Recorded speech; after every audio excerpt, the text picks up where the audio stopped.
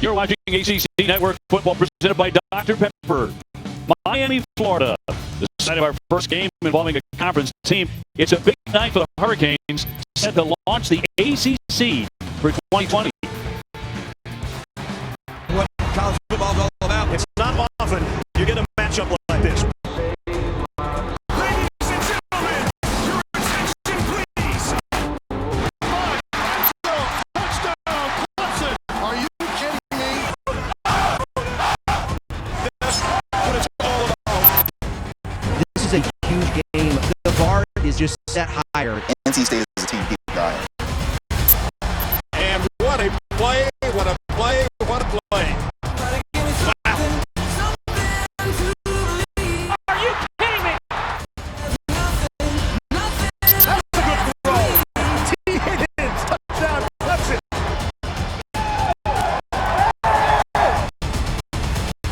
We got to go every single time. Ice your leg.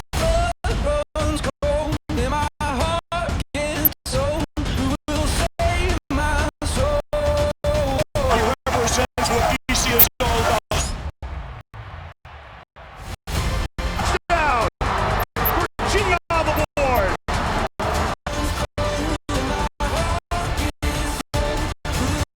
Wow! A game-changing play.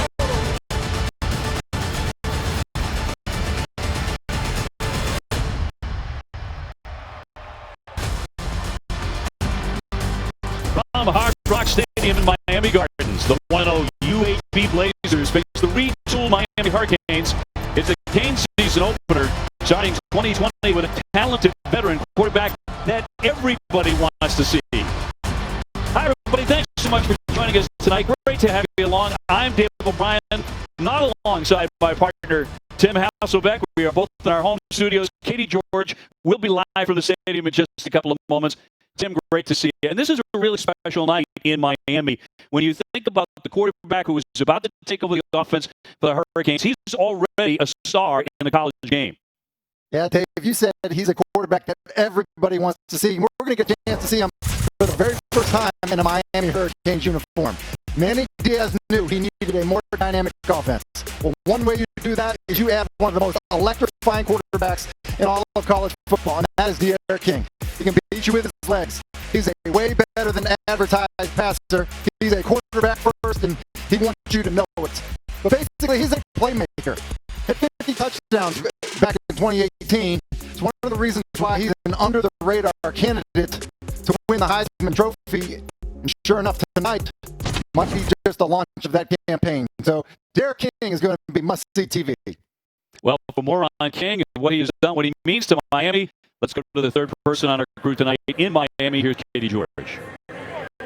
Dave, when D'Eriq King arrived here in Miami in January, his top priority was to build relationships and assert himself as a leader. Except COVID-19 had different plans. So just after 4 spring practices, Miami players went their separate ways. So King had to get creative. He started these group chats with different position groups and FaceTime different guys every day to check in, to get to know them and build trust. So when the time came to return to campus for summer workouts, King said there was already this natural bond in place. Starting center Corey Gaynor says this is the closest this team has been in his 4 years at Miami, and he credits that largely to King's efforts during a very, very bizarre offseason. Dave, Tim? All right, Katie, thank you. And Tim, the Canes' new quarterback is facing a UAB team that can really lock you down on defense. They're back to 29 wins over the last 3 years under head coach Bill Clark, and they already have a win this season. Yeah, Bill Clark has a disciplined team. They make you earn every single yard, and I know Manny Diaz thinks his team is up to a really tough challenge tonight. Now, his team 1-0 coming in with a 45-35 victory over Central Arkansas. So they already have that win under their belts. And this one will sail on into the end zone, so UAB will take it out to the 25. As we will start tonight here from Miami, they piled up 459 yards of total offense with a very balanced attack in their opener. It's going to be interesting to watch what they do at quarterback tonight. Tyler Johnston is the 6'2 junior out of Spanish Fort, Alabama. Now, he's the unquestioned starter. In their opener, he was 17 for 25, 143 yards, 2 touchdowns, but he's not going to play every down tonight. He's going to roll and deliver the first pass of the season, and that one completed to Mitchell, and Mitchell finally shoved out of bounds. Mitchell coming off a very good opener, 4 catches and a touchdown in victory. And a really good opener for UAB. Simple bootleg, and an easy throw for your quarterback, Johnson, right in the flat, and all of a sudden you get a big play, Dave, on a throw that's just at the line of scrimmage. So they pick up the first down immediately. Miami coming off a 6-7 season. A major reset for the Hurricanes. And on the carry, busting loose. On the run. And a big gainer. Finally taken down by Irvin Hall. But a flag on the play. Well, there's Spencer Brown for you, and that's something he can do. He can break your back defensively. Get a flag on the play, but their top rusher. Receiver was on the line of scrimmage and went in motion. 5-yard penalty. First down. So that one coming back. Coming back, it looked like they were trying to get into an unbalanced formation. What I heard the official say, receiver started on the line of scrimmage and then went in motion. I think Miami was having a hard time getting lined up. It's one of the reasons they got gashed on that run there. Clearly a penalty. So first down and 15 for Tyler Johnston. As we get started tonight in Miami, Florida. Out of the shotgun, back to the throw. And he dumps that one over the top to Brown, trying to take it to the sideline before he's angled out. So targeting Spencer Brown right away. No question he's the best back in UAB history. He's at the top of the charts, Tim, in just about everything. Yeah, he's a really good runner. Tough, runs behind his pads, good pad level. He also dropped a few pounds, which I think has made him look pretty effective going last week against Central Arkansas, and obviously started this game. Second down and 5 for Johnson. Shotgun again, and once again it's Brown trying to get to the 50, but he's denied. Miami, the 5-time national champions. And you look at what UAB is trying to do. It's the second time they've gotten into an unbalanced look. Bradley Jennings does a good job playing downhill, finding his way to the football. So third down and 5 coming up here for UAB. Miami, by the way, has not lost a home opener since 2006. They've won 13 in a row. 12 of those have come right here at Hard-Rock Stadium. Johnson wants to throw again over the middle, and that one complete to Mitchell. Myron Mitchell with the reception, and eventually taken down by Blades.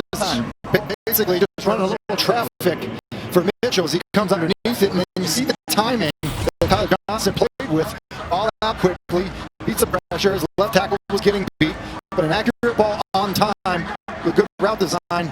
Nice third down conversion. So first and 10, UAB on the march here.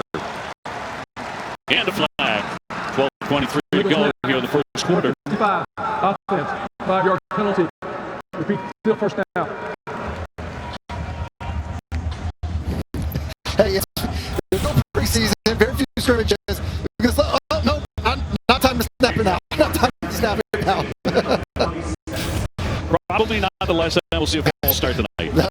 We feel you, Andrew Smith. Okay, we feel you. We know you've played a game, but we feel you that. Senior out of Mount Olive, Mississippi. So first and 10. Mitchell in motion. To try and dock inside, got across the 50-yard line.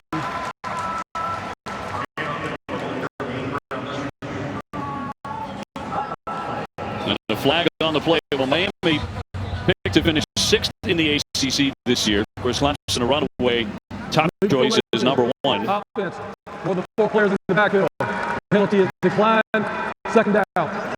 So bring up second down as they decline in a flurry of flags here early on. I don't think it's a shock for anybody. It's So interesting. second down at 16. Jumping in and out of being in unbalance, which means, different guys are on the line of scrimmage. Typically it's your X and your Y, your tight end and your split end receiver on the line of scrimmage. You start to adjust that, and then all of a sudden confusion ensues. We've seen that twice from UAB. Johnson, a little pressure on him. He'll dump it off and incomplete. Well short. Good quarterback pressure out of Sidney Wells.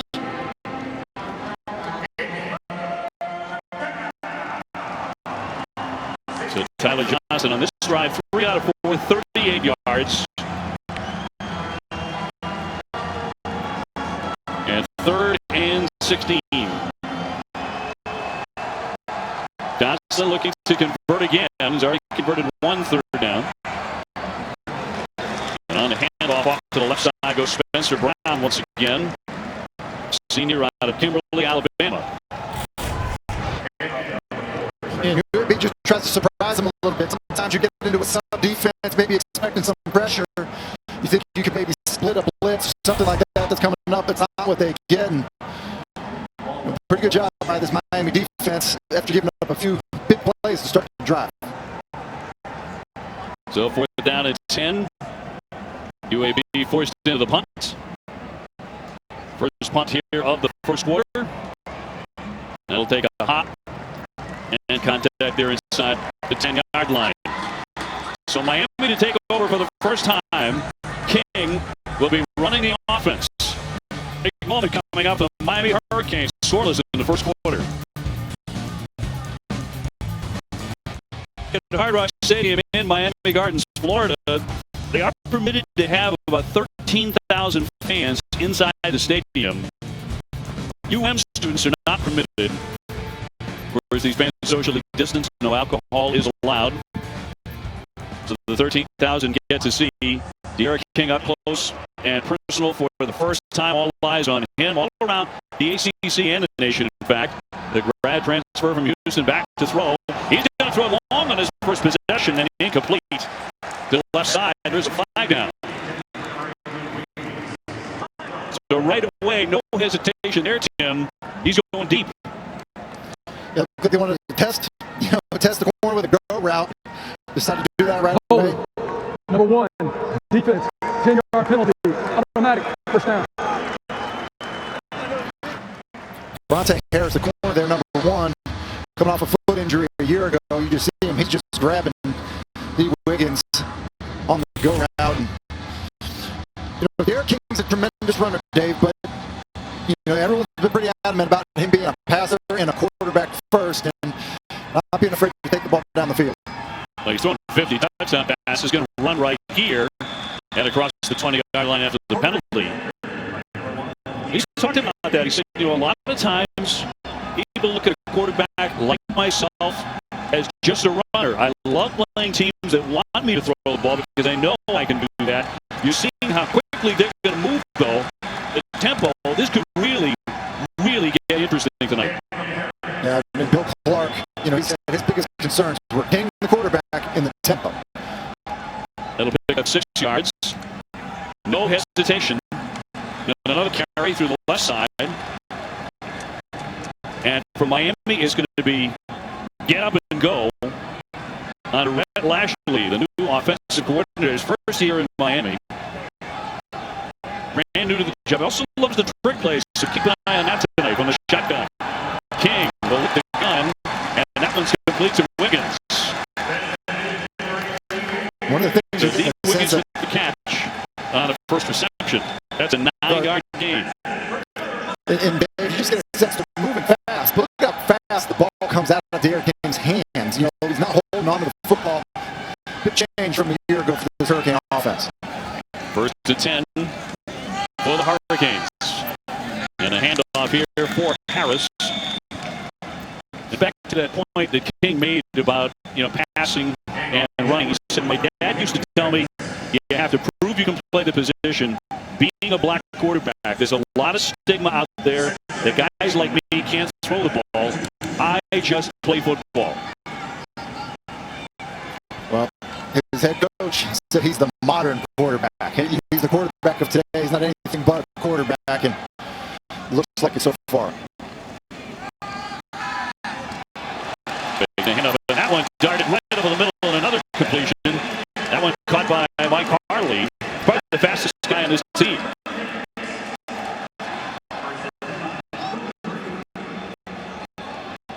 So 1st and 10, the Canes go again. They've got to be in great physical condition to play this, and nothing doing there as Harris is met very quickly for a loss to bring up 2nd down.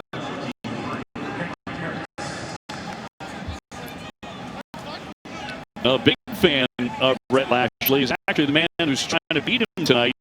UAB head coach Bill Clark, who squared off against him in 2012, and they were in the Sun Belt together. Clark was defensive coordinator at South Alabama. He's been telling his team all week, be ready for the trick stuff. Roll out there's Harris, but Harris is tackled right at the 50-yard line. And that's taken down by Grayson Cash. Yeah, it's a nice play by Grayson Cash because there's an offensive lineman releasing to get a block on him, and he's able to beat that block and make the tackle on Cameron Harris. If not, it's going to end up being a pretty big play. 3rd and 14 for the Canes. And King working out of the shotgun.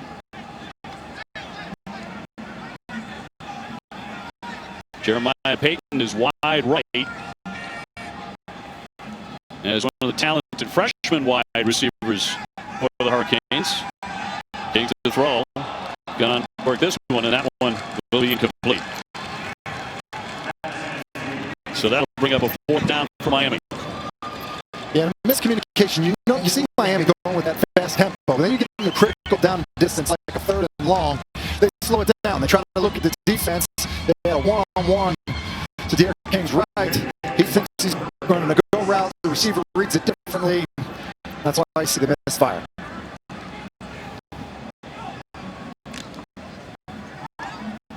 So Headley will be back to punt. And one of the biggest punters you're going to find anywhere in America, former Australian rules football player, and a fair catch around the 10-yard line. So that's where the drive will begin. No score here in the first quarter. Opening night in Miami. ACC Network Football is presented by Dr. Pepper, the official drink of Fansville. UAB has done a whole lot of winning. 2015, University announced the program would return in 2017 after the program was shut down in 2014 because of finances. They've come roaring back. It's amazing the job that Bill Clark has done. Remember, he was the coach in 2014, had 2 years with no football team, and then when they returned in 2018, they went in 8 games. It really is incredible to see the job that he has done with this football program. This is the first meeting between these two schools.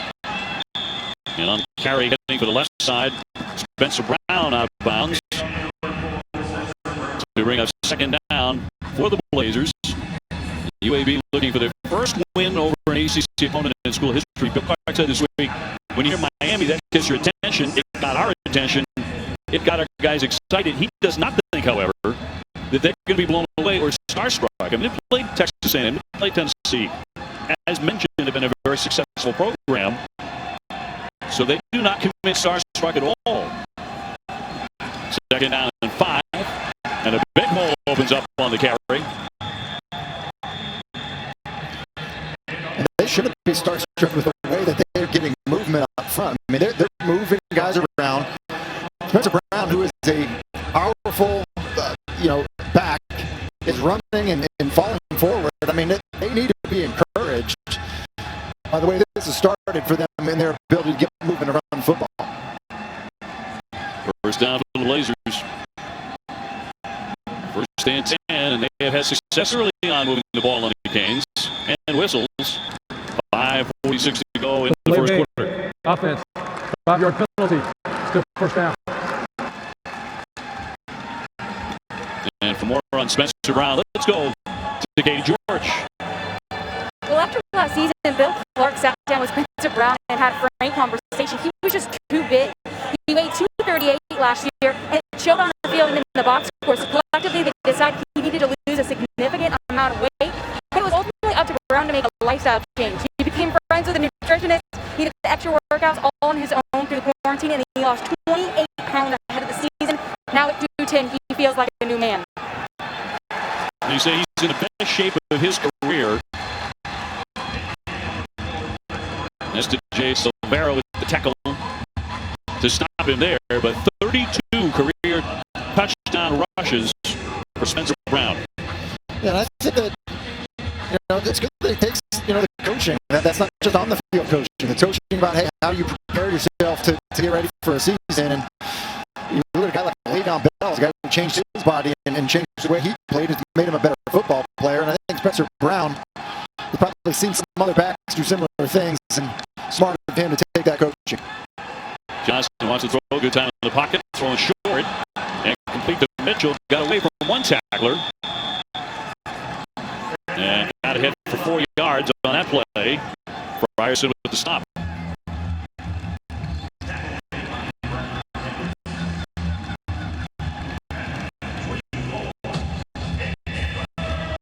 The third down and 10 for Johnston and the Blazers. Converted on 1 third down on their first drive. Now shotgun again.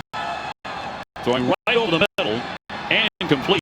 Caught by Watkins. Watkins spinning away, picks up 3. Miami here decides to rush 3, drop 8. So Tyler Johnson just throwing an underneath route, and it's a design almost down the field screen. UAB's got very good receivers in terms of run after the catch, but you just see the rally to the football by that Hurricane defense. One of the things Manny Diaz wanted to see out of his team the first week of live tackling for them. So on 4th and 7, the Blazers forced to punt. Trying to get away. The football is loose, and the Blazers are going to recover. Street jumped on it after the Greenwell punt. And deep in Miami territory, UAB has the football on a big turnover. One of the things you're concerned about, the first live game is not how you tackle, but your ball security, especially on special teams. UAB was burned by a muff punt a week ago. This time it's Miami. UAB's on the other end of it. Good hustle and recovery of the football. It'll be interesting to see how this Miami defense can respond now defending a short field. And Pope with a mishandle.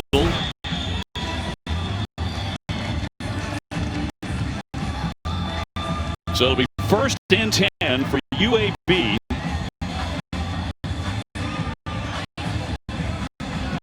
Coach Clark was talking this week about what you have to avoid when you play Miami, particularly their place. Explosive plays was number 1, and turnovers. Well, he's forced one right away. And inside the 20-yard line of the Hurricanes. And trying that left side for a short gain. DJ Ivy with the tackle.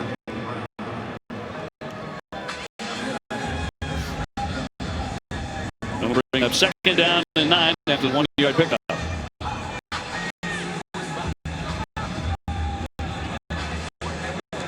So Jermaine Brown got 1. Under 3 minutes to go here in the first quarter. Johnson rolling out, looking downfield, throwing off for the end zone, and touchdown, UAB.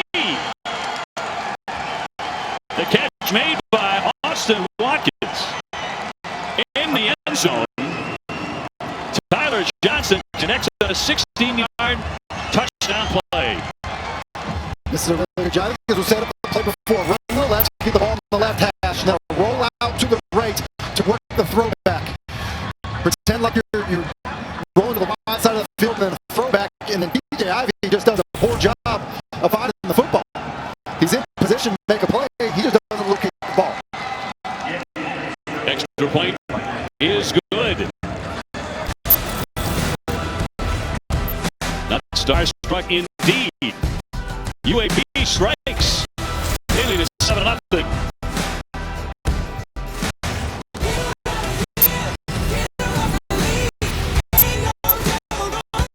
Provided by Goodyear. The best part of every kickoff is the drive that comes next. Go further with Goodyear. More driven. An impressive drive. After forcing the turnover by UAB, a very quick strike. And a touchdown pass by Tyler Johnston. And UAB gets into the end zone first here tonight in Miami. And Miami, again, a disappointing year last year, 6-7. They were really up and down. And hoping to get off to a quick start here tonight. But the Blazers have other thoughts. So on the kickoff, here's Pope. And Pope taken down at about the 25-yard line. We talk about what a roller coaster it was in 2019 for Miami. Those two bad losses right out of the gate in terms of close games that they could have won. Then they started to get it rolling a little bit. Then up and down.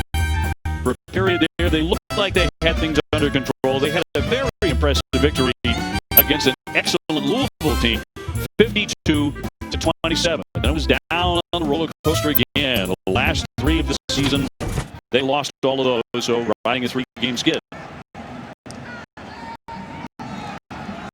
Staying on a handoff and staying on his feet, Harris would eventually take him down. It's a very, very good defensive unit for UAB and very tough to run on a lot of the time. So King from the shotgun. The star out of Houston. Back to throw. Now he'll roll with it. It could be so dangerous. Getting across the 30 before he takes a pop.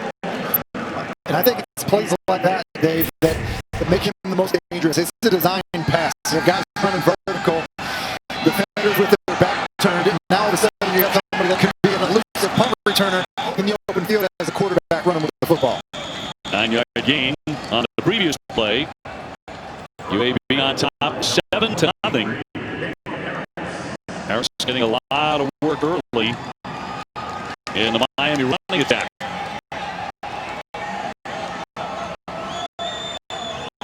So 4th down and 1.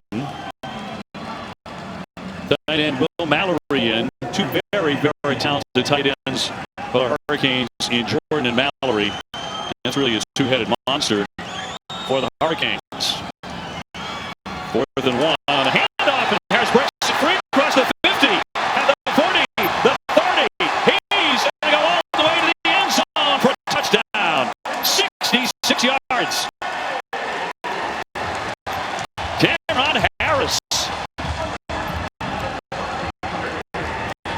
And the Canes didn't wait a long time. They did not. They got a risk, too, on 4th and 1 in your own end. Basically, a read by the quarterback. They get a good push. You see, Derek King is just able to hold the defender up the field. That allows Cameron Harris to stay vertical and then just too much speed. A lot of times, if you can split it on a short yardage like a 4th and 1, as the defense is selling out, there's no one left behind.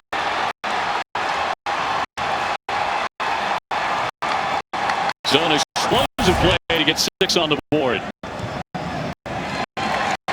And the point after is good by Borregales. So this one quickly tied 7-7 with just over a minute to go here in the first quarter. We have a full slate of college football games for you on the ACC Network on Saturday. At noon, it's Syracuse against number 18 North Carolina. They are going to be so much fun to watch this season. Austin Peay against Pitt at 4, and Western Kentucky and Louisville at 8 o'clock. Outstanding lineup starting at noontime. North Carolina expected to be outstanding offensively all season long.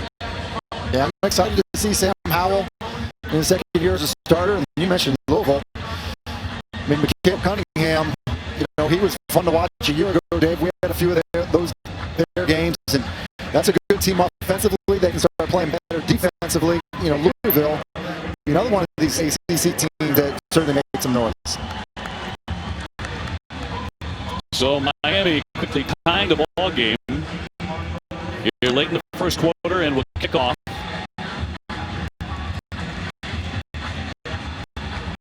So the scoring coming fast and furious after the turnover by the Hurricanes on the special teams play. And UAB got 7 up there in a heartbeat. UAB will play 2 quarterbacks, Johnston and Lucero, tonight. Johnston looking sharp in the early going. And so this will come out to the 25-yard line. Manny Diaz, head coach from Miami, so hometown kid, makes good story. He's the son of a former Miami mayor. And Mark Rick retired. Diaz was elevated from defensive coordinator. He said at the press conference, Miami is home. The U has been the job for me since I first got into coaching. We will restore the program to its place among the nation's elites. I think his history with the program made some of the greats that had played at Miami excited to have Manny back, and seemed to be a good fit so far. Johnston, short pass into the flat and complete. And a good hands play. That was Stanley. Actually, Brown with the catch.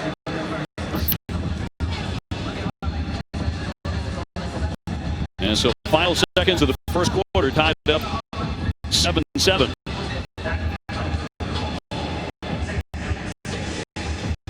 So yeah, head coaching job is highly personal for Diaz. He graduated from FSU, began his coaching career there in 1999. He was on the coaching staff with Mark Rick that was national champs in 1999. Second down and 6 for UAB. So with the handoff, Brown going right into the center of the line. Not a whole lot there.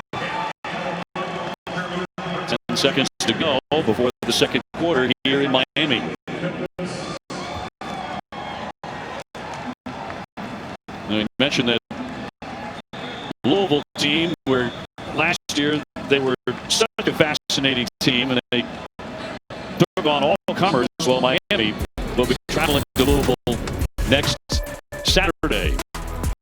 Entertaining down the stretch of the first quarter. This one is all tied up 7-7 at Hard Rock Stadium here in Miami Gardens, Florida.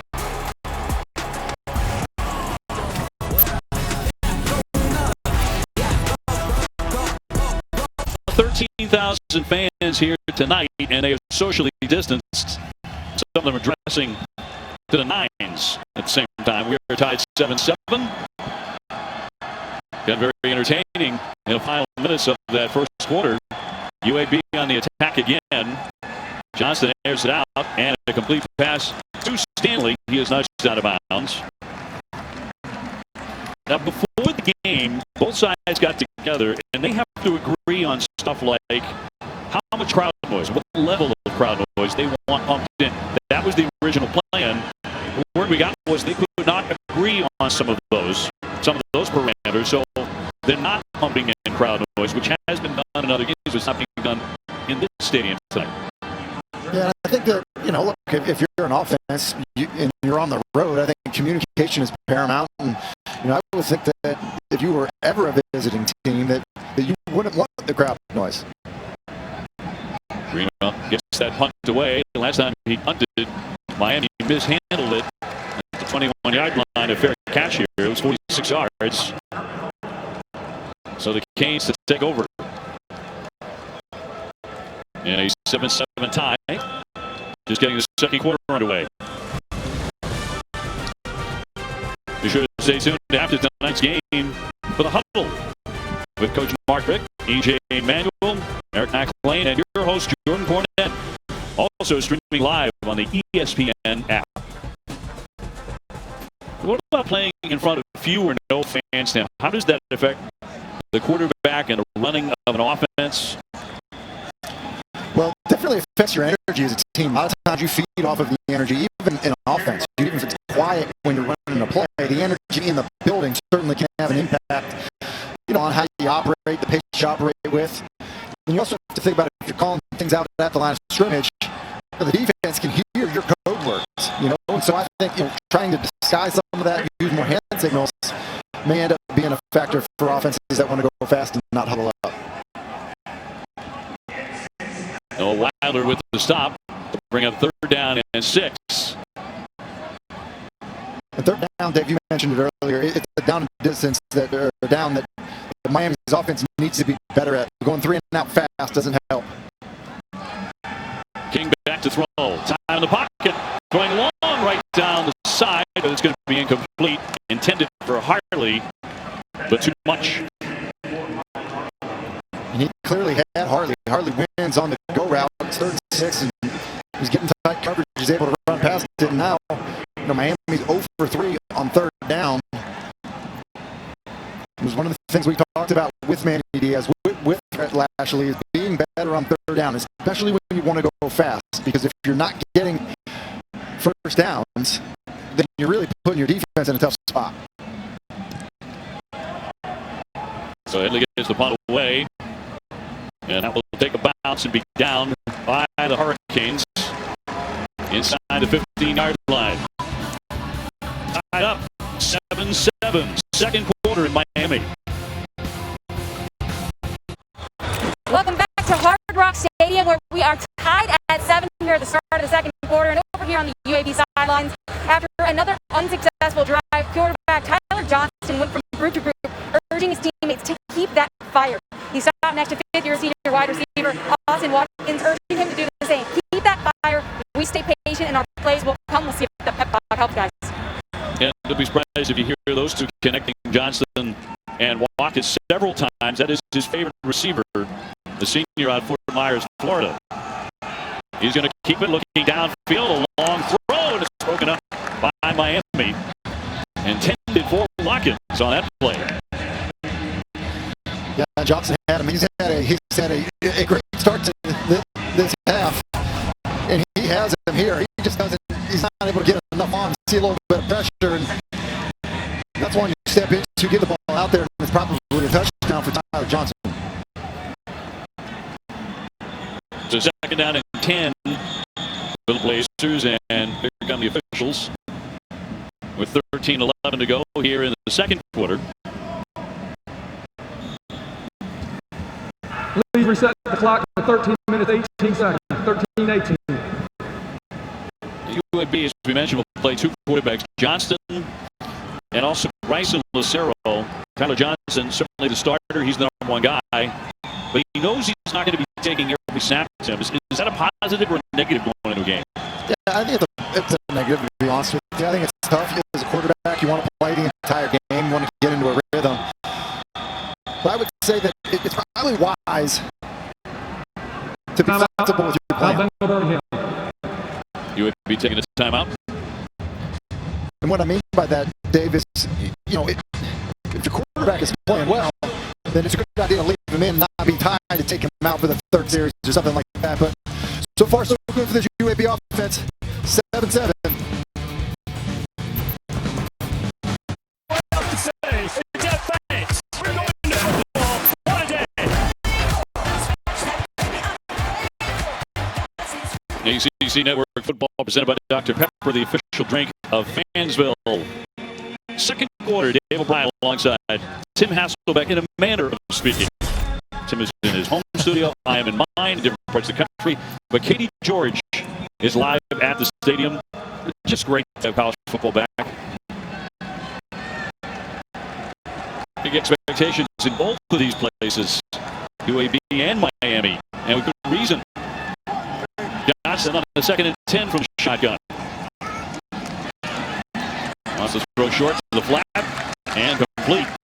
The short game need to be there tonight. Rob Johnson will haul that in. That's a 6-yard gain. Yeah, good job by Tyler Johnson here. Getting pressure off the right side. Just the blitz come. One of the best ways to beat the blitz is throw right into it. They do it there. Rob Johnson's kind of replacing where that defender came from. Good job standing in there too by Tyler Johnson. Rob Johnson, the senior out of Washington, D.C. See Johnston, 9 of 11, 75 yards. And pretty calm in that pocket. 3rd and 4 for the Blazers. Wants to pass again. And that one's going to be dropped. Comes loose, but that pass incomplete. And Watkins is going to be able to get the first down if he's able to hold on to this football. Again, coming underneath. It's really a ball. You see him catch quite a bit. He's, pretty sure-handed receiver. Usually strong through contact. Pretty good job of Blazer raking through the football to get it out. Now Blaze, the son of the late Miami defensive back. The force 4th down and 4. And UAB with the punt. Greenwell with the back there. Greenwell's hit a couple of good ones in the first half. 12:20 to go in the second quarter. Well, aerial coverage is provided by Goodyear, celebrating the endless pursuit of forward momentum. Goodyear, forward driven. High above Hard Rock in Miami Gardens. First game played by an ACC team this season. And Miami knows they are in a fight.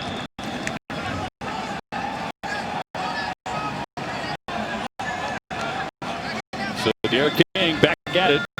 And as the highly touted quarterback, his teammates have been raving about his leadership. For the last couple of weeks, he's flushed out of the pocket roll. Throwing that one, and that is going to be incomplete. Or he got there to the sideline and actually hauled it in. It looked like he was able to get his feet down. Initially, an amazing throw on the run to his left. I almost feel like Wiggins has that left toe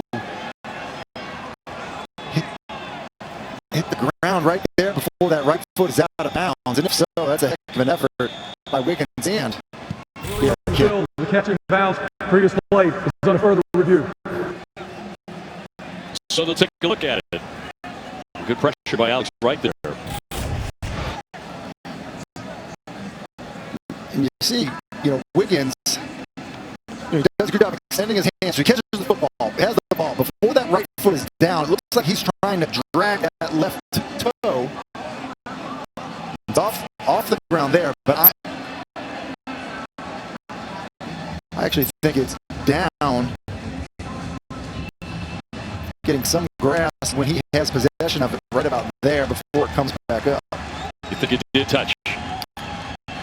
Dave, I'm at home, but I think it touched. Sometimes it's easier in the stadium, but I believe that it touched. I don't know what your monitor looks like, but mine looks like it was down. I think 100% of the time it's easier when you're on site, but let's take another look. See, right there, I feel like that toe is down, and he does have possession of the football. Yep, they may have gotten this one right. Rule completed pass. Ruling on the field stand. First down. That's good to know that my monitors, your monitors, and the officials' monitors are working the same. Synced up. And I play by Wiggins, that's for sure. To scrape that toe for the first down.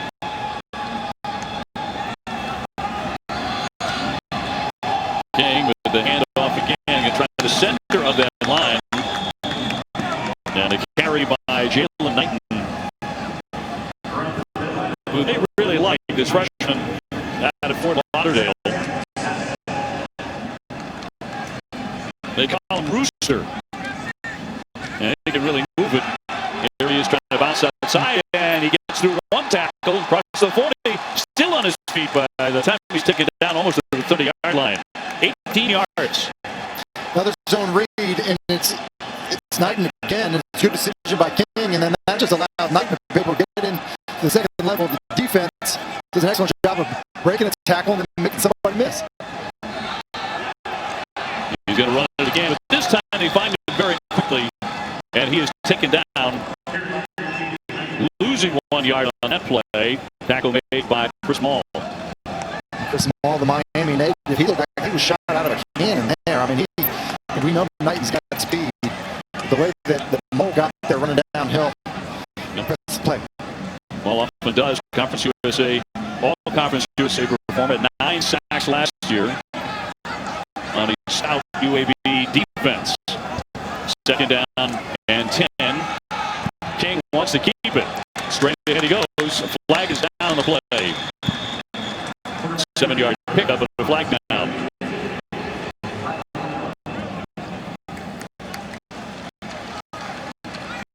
.26 to go here before halftime in Miami. Tied at 7. Offside. Defense. Number 44. 5-yard penalty. Repeat second down.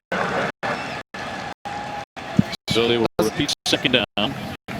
It's an amazing run there by Derek King. I mean, two guys missed. I'm not sure it was down in two-hand touch, Dave.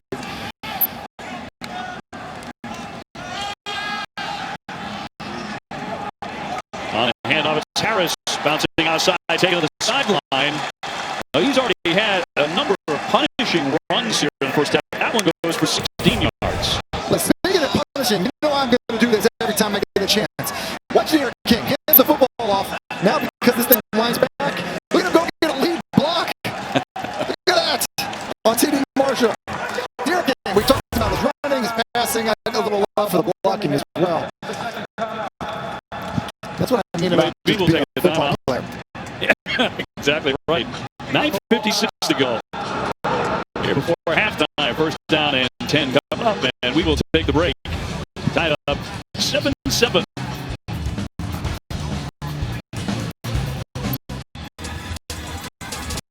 Back here in Miami, ACC fall status report now. Only to an 11-game schedule, played over 13 weeks, one non-conference game. All in one division in the ACC championship game, December 12 or 19. Got to be flexible there to be played in Charlotte, North Carolina. So this one's 7-7, just over 10 minutes to go before halftime. Here's King back to the throw, and now it opens up for him. He will dive for the end zone.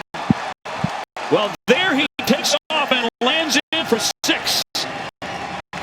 Derek King showing you what all the fuss was about. A 12-yard touchdown rush. He can break your back with that. He sure can. You just see the explosiveness as a runner. It's a design pass. They actually bring pressure, UAB does. And then once he decides to take off, no hesitation whatsoever. And then just the willingness to absolutely sell out to get into the end zone. Ball crosses the goal line before that knee hits the ground. What a play by Derek King. 6 plays, 64 yards. Miami rushing the ball very effectively for 140 yards, 2 touchdowns. And King right at the top of it as he goes sailing into the end zone for Miami to a 14-7 lead. Lashley talked about, you're going to have design runs for your quarterback, but you're going to pick your spots with it. Sometimes you're going to, you want to run them outside the hash marks. But he says he's not worried about how many run plays he calls for his quarterback because he knows on design pass plays, Derek King, just with his natural instincts, the clock in his head as a passer, he'll take off and get carries on his own like he did there. Let's go to Katie George. Well, D. Wiggins, wide receiver, was the last offensive player off the field after that Derek King rushing TD. And he said, man, he makes it look too easy, as if he was jealous based on what the quarterback was just able to do on that last play, guys. UAB called a previous timeout, and they looked gassed him because it's the tempo that can really wear you down quickly. And then there's this guy. Yeah, the tempo, and then out of that timeout, a blitz call by that UAB defense.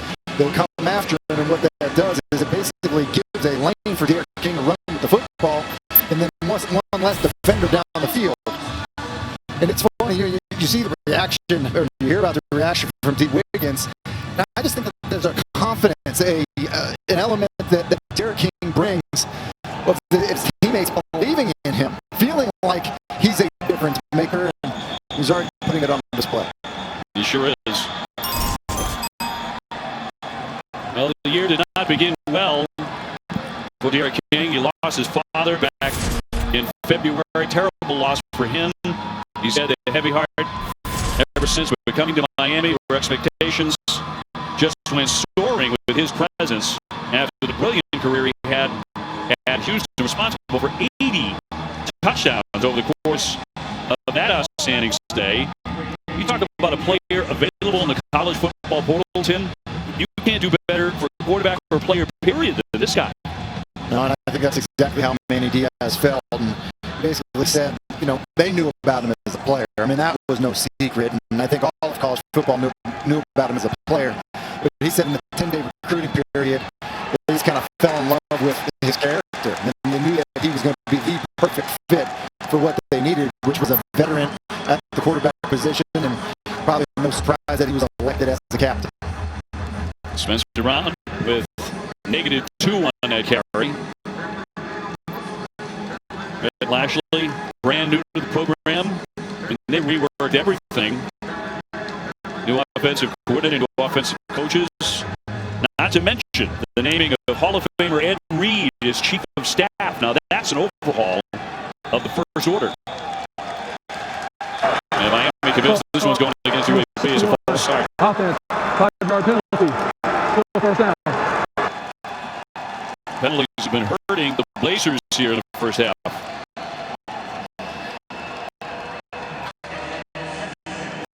And it was the right guard trainer.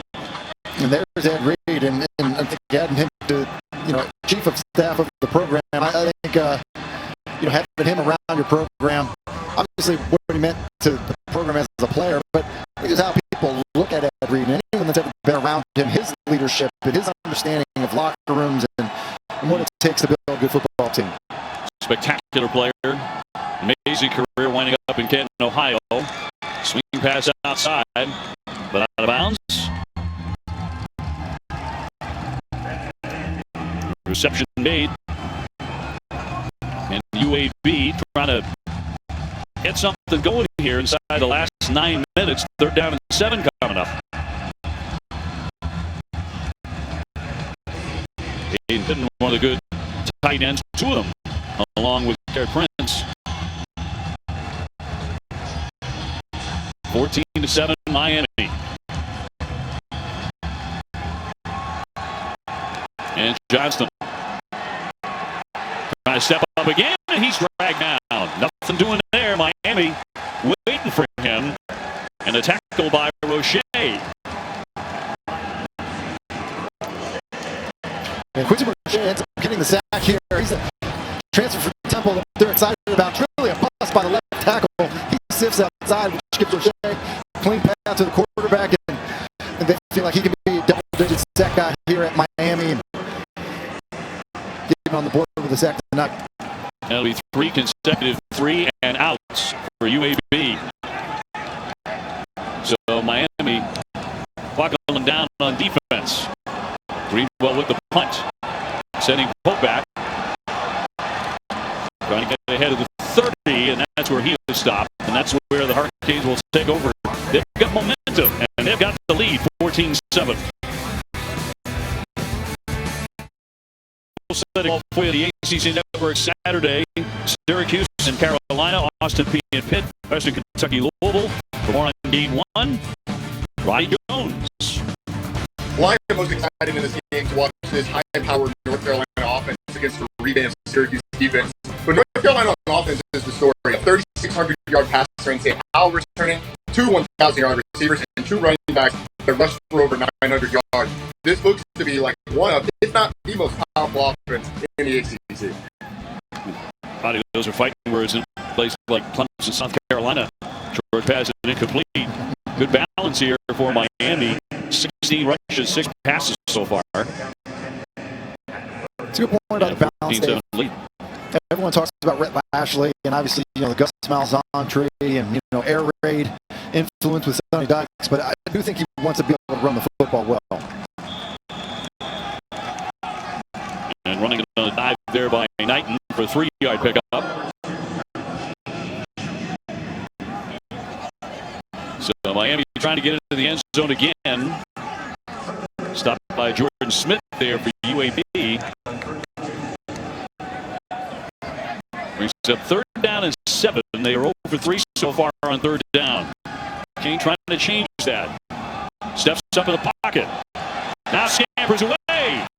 Gets across the 40 before he is taken down. A missed tackle on the play. backyard football. I mean, that's all this is. Doesn't like what he sees downfield.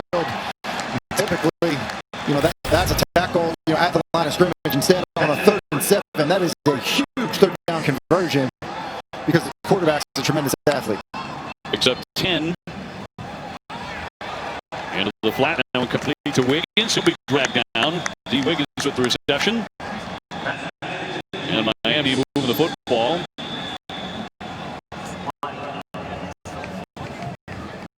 Flag down on the play.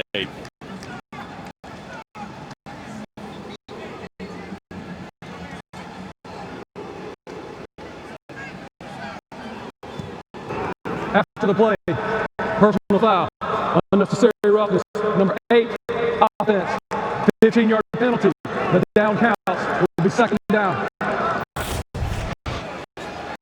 That is on the receiver, Wiggins. The kick. It's just unnecessary. You said a huge 3rd down conversion. You did a positive play on 1st down to stay on schedule. And you put your team at a disadvantage. Discipline mistakes like that. Something else that I think Manny Diaz is trying to work hard on with his football team.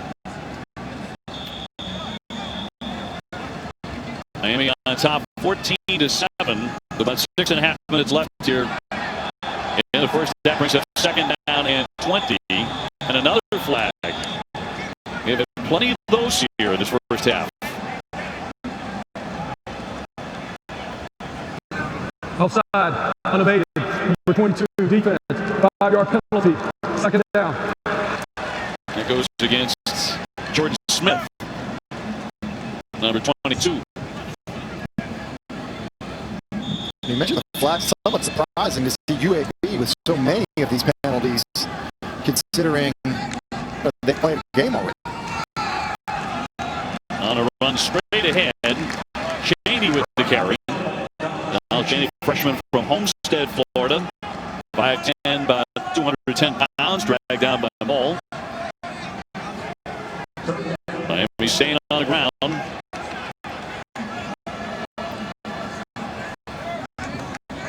King out of the shotgun with Cheney in motion. Cheney with the key. And another flag has been dropped. That was a 6-yard gain. Another flag down. Seems like first on every play. Holding, number 65, offense. The penalty is declined. 4th down. UAB obviously declining the penalty to force 4th down. 4th and 4 from Miami. From my experience, Dave, a lot of times penalties because guys are tired. They don't move their feet and they're trying to block so they grab on, or they don't line up correctly because, just kind of a mental error because they're tired. And I think when you look at the pace of play, warm in Miami, I think some of that could be contributing factors. Headley, the gigantic punter, has 6'4", launches this one, and a fair catch by UAB. That goes 43 yards. Team COVID-19 protocols, an update here. So daily health screenings and temperature checks. Testing 3 times this week. Masks on the sidelines. This is brand new. Team box extended from the 25-yard lines to 15-yard lines, and only 1 captain per team will come out for the coin toss. Manny Diaz told us that the protocols are not normalizing. The only thing that's normal in this situation is when you're actually playing football. But I think kudos to everyone at UAB, everyone at Miami, and I think around college football that have been doing a very good job of keeping players safe and adjusting to these times. On the carry, trying that right side. But not much there to bring a 2nd down. Let's go to Katie. Well, guys, I was told that UAB was tested 24 hours before traveling here to Miami. Of those tests that were drawn, 5 came back, not all positive, but 5 guys were removed from the travel list. Some were positive, some were based on contact tracing, one being a roommate, so they did not travel. None of those were starters, though, for UAB, but this just goes to show that it's timely importantly, in terms of when these guys get tested, they were tested again upon arrival here in Miami, and all of those were negative. Well, UAB going to their second quarterback. Lucero just getting that one to the end zone, and a great leaping effort there, and going to be a complete pass on the sideline. And a standing grab by Mitchell. It's a great throw by Tyler Johnson, and it is an outstanding grab, Dave. And he definitely has his right foot down. Quincy Roche is there to deliver the pressure on Tyler Johnson. The way he hung in there, made that throw, was outstanding. Big play for that UAB offense. And they definitely needed one. Here's the handoff to Spencer Brown.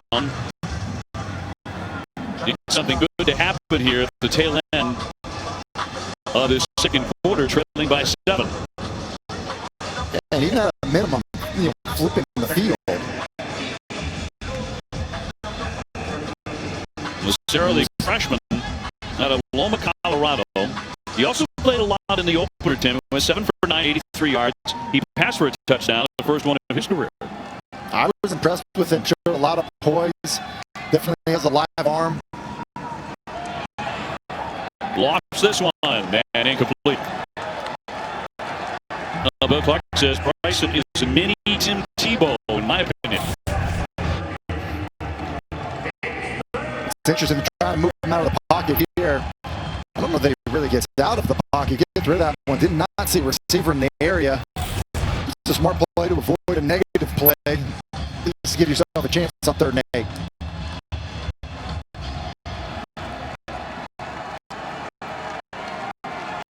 Jermaine Brown in the backfield along with backup Lucero.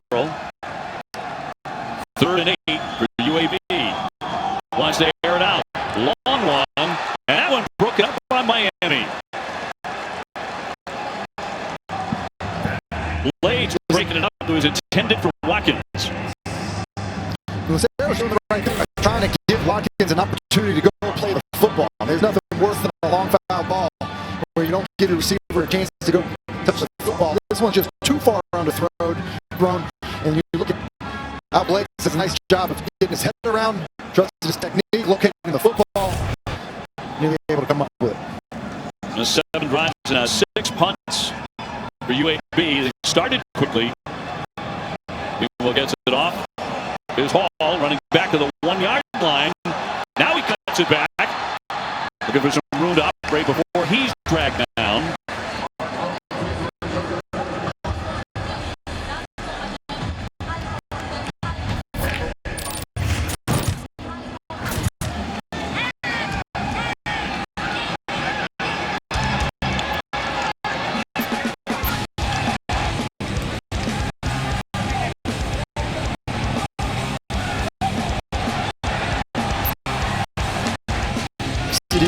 Tonight just been phenomenal, creating some offense, opportunities in the run game as well. He's back to throw, coming up on 3 minutes to go before halftime, airing it out long but incomplete. And well defended was Harley Jr. He was covered by Turner, step for step. Miami's going to go, pushing the tempo. And that's smart by the official. Harley comes out of the game, so you need to give the defense a chance to substitute, which they did not. That's the right move by the official. King on 2nd and 10. Stepping up. Nothing there. That pocket collapse on him. He goes down. So that'll bring up 3rd down for Miami. Yeah, UAB does a nice job of keeping him inside the pocket. As you see King want to climb in the pocket. This is a good job just containing him in there, not letting him get outside the numbers where he ends up being so dangerous. So 3rd and 15. 2:35 remaining here in Miami. Deep in their own territory, the Canes. King with time to throw. Shows off that arm strength, but it's going to be incomplete.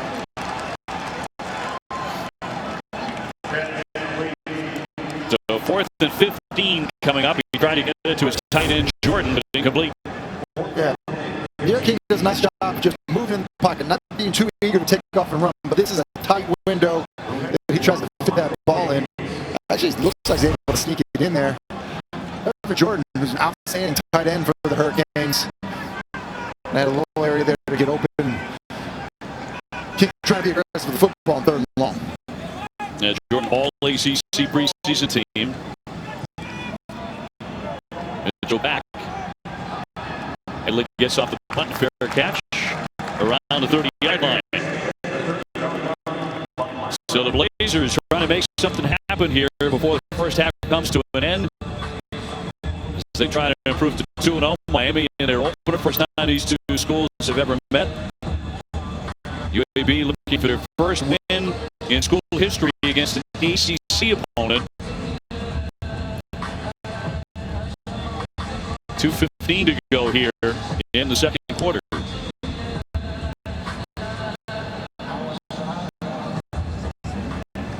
So Lucero, the number 2 quarterback, will come out again for this series. And off the play fake. That is going to be tipped and incomplete. So Miami got a hand on it. That was Jalen Phillips. The 6'5" defensive end to touch it. And he's been a nice surprise for the Hurricanes. He's the transfer from UCLA. Really heralded out coming out of high school. And I don't think they were really sure what they were going to get out of him, but they've been really impressed with him. They think that he's got first-round potential, which is saying quite a bit. I think he had legit pass rush moves and an NFL body. You can drew some comparisons to the Bosa brothers. So they've been really pleased with Jalen Phillips. The talented defensive end, 6'7", Greg Russo opted out, of course. That was a major blow for Miami. Timeout, Alabama, Birmingham. That's the 3rd and final timeout. UAB with the 3rd and final timeout of the half. So the 30-second timeout with 2:09 left. Talk about Russo. Here's a look last year at the big defensive end. You mentioned that he's 6'7". I mean, just so long and rangy. And I think it's one of the things that NFL scouts love him. You can't coach, teach that, or develop that. And just a ton of athleticism, a ton of length. And I think it was disappointing, obviously, for Miami to have him opt out at the same time that they understood the situation. And, we're really fully supportive of him. And, I think that's the credit to Manny Diaz, knowing that there are going to be guys that come through this program that have an opportunity to play at the next level, and supporting those guys, usually goes a long way, and I think the rest of the program recognizes that. Well, for more on Russo, let's toss it down to Katie. I actually caught up with Greg on Monday, and he told me he's currently in Pensacola training every day at Exos, a combine facility, while taking 4 online classes, something Manny Diaz encouraged him to do. Now, Russo did admit he misses being in the locker room with his teammates, but he still talks to the V-line every day. And ultimately, Russo still feels like he made the right decision in opting out this season. I asked Mel Kiper Jr., ESPN's NFL college draft expert, his thoughts. He said he loves Russo's versatility and athleticism, but he does wish Russo played this season. He wanted to see Russo work on getting a quicker takeoff while polishing some of his technique, but Kiper expects him to be a first-round pick in 2021, maybe even a top 10 if he has a good pro day and a good combine. Probably better to ask Katie who she didn't talk to this week. I think she talked to everybody about everything. If she often does 3rd down and 10, no gain on the last carry. And the same will be true here as the Hurricanes stack up on the line. That's -2. And Miami came after him here, and a little bit surprising to see this. The quarterback changed. Maybe with a young quarterback, you're not trusting him as much, and so you hand the football off there in that situation. Now you have Miami stopping the clock now, because they're in a situation where they're going to get the football back with an explosive quarterback, explosive offense, and a couple timeouts. So 1:21 to go before halftime brings up 4th down and 11. And the Hurricanes preparing to get the football back with some time to do something with King at quarterback, who had a spectacular touchdown run and has the Canes in front in his first start, which is going to be highly analyzed here, no question, in South Florida because of all the hype and the ability that comes with it. So Greenwell back to punt.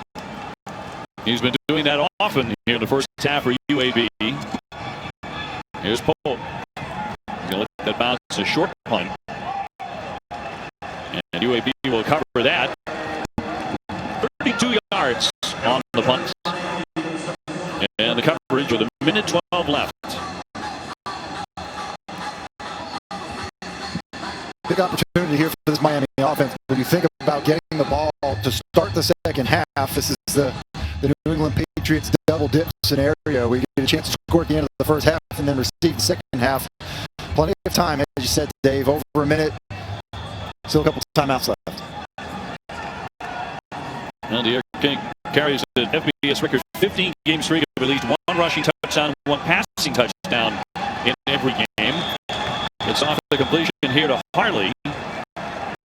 It's just amazing when you think about that. A rushing TD and a passing TD in 15 consecutive games. Back to throw. Dumps it off. Catch all in by Harrison. He'll scamper out of bounds with 48 seconds to go. Yeah, it's these little plays as a quarterback that I think really have people impressed with the Air King as a quarterback. I mean, that's a Drew Brees type of play. Move a little bit in the pocket, nice touch to your running back so he can go make a play.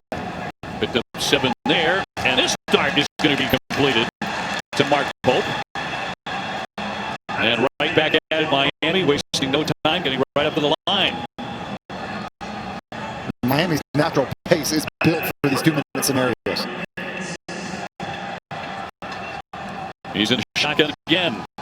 Final seconds of the first half.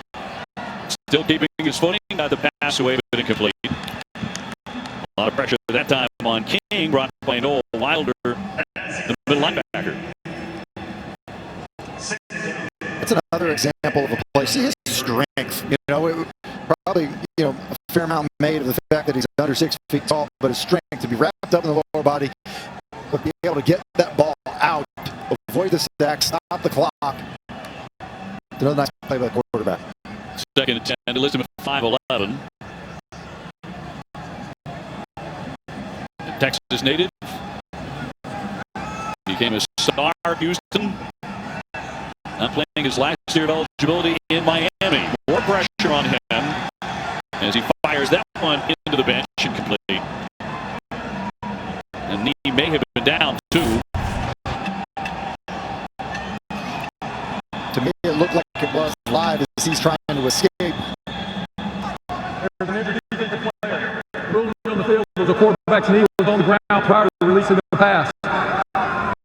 Third down. More pressure by Wilder, who's had a nice first half. That play loses 10 with that knee down before he got the pass away. 20 seconds to go. And third down and 19. Wilder really bringing it. The junior at 6 feet, 235 pounds, and a hard hitter. And a man down, player down here for UAB. They're going to reset the game clock to 28.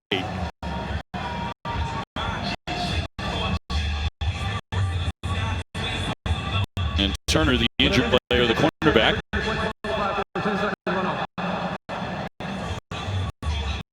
5'11" senior out of Florence, Alabama, in third and 19. And Miami looking for a little bit of magic here, trying to get into the end zone again before halftime.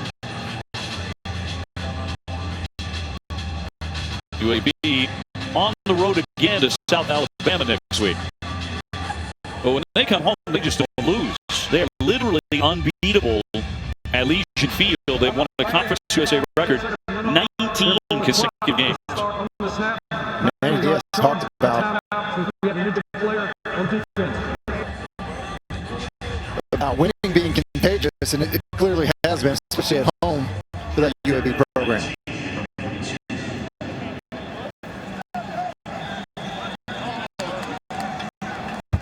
So they reset it to 28 seconds, 3rd and 19. The call here for King. From the shotgun, throwing short.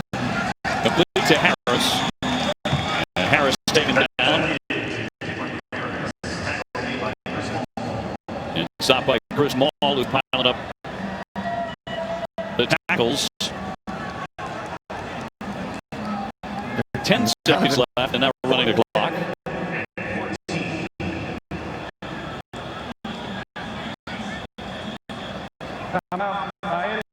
And Miami will take a timeout. I think they stop the clock with 2 seconds to go. There's a bit of no man's land here, Dave. I mean, it seems too far for a field goal try, I would think. And so at that point, with the 4th down, maybe you just hope for one last play before the half without having to turn the football over on downs if you don't get it. But it seemed like this area of the field, out of a decision there to let it run down, figure out what you're going to do to end the half. They're talking about kicking. You know, Miami missed a bunch of field goals last year. They brought in Jose Borregales, the senior. He has the job now. And Manny Diaz says that this guy has changed their football team because they have such confidence, not doing it here, but in situations where they are kicking field goals, that he is going to make them from 50 yards on in, even beyond 50 yards. On the snap, here's King, stepping up again. He's still loose across the 30 to the 20, and finally out of bounds as the first half will come to an end. Forced out by Will Boulder. Got interesting there for the first 10 yards or so. Listen, I think Clark was holding his breath for sure. Yes, that went for 31 yards. And that is how the first half comes to an end. Miami received the second half kickoff. They are on top at halftime over UAB, 14-7. Derek King really catching fire there, certainly with the running game. And with that great tempo that Miami is playing with, at times that really seemed to wear down the Blazers. They had to take a timeout or two to catch their breath. That may be commonplace for opponents of the Miami Hurricanes this season. Manny Diaz with Katie George. Manny, your offense is running the ball really well, but how can you improve in the passing game in the next half? Be more consistent. You can see some first game rustiness, maybe some first game jitters. I think we settled down better in the second quarter. We possessed the ball. Defense doing a great job getting the ball back to the offense. What do you need to see from them and continue in the next half? They punted the ball 7 times in the first half. Yeah, stay relentless. Both sides of the ball, stay relentless. We know it's a fourth quarter game. We knew that going in. Our tempo, all those snaps are adding up. Think of the time. All right, halftime here in Miami. Manny Diaz and the Canes on top of UAB, 14-7.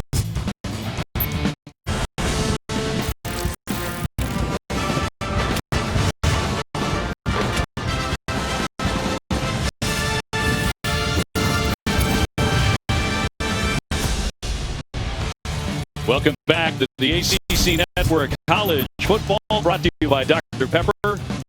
And tonight, from Hard Rock Stadium in Miami Gardens, Florida, we're ready for the second half. Miami leading the Blazers of UAB 14-7. Dave O'Brien, joined by my partner Tim Hasselbeck in our home studios, and also Katie George there in Miami.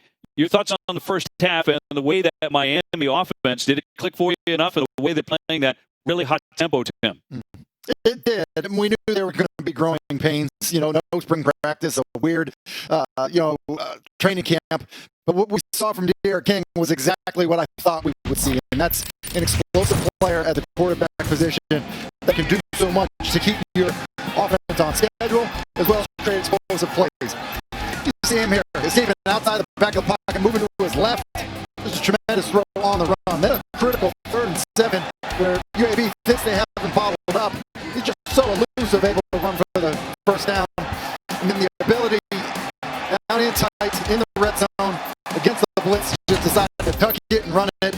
and then flying to the end zone.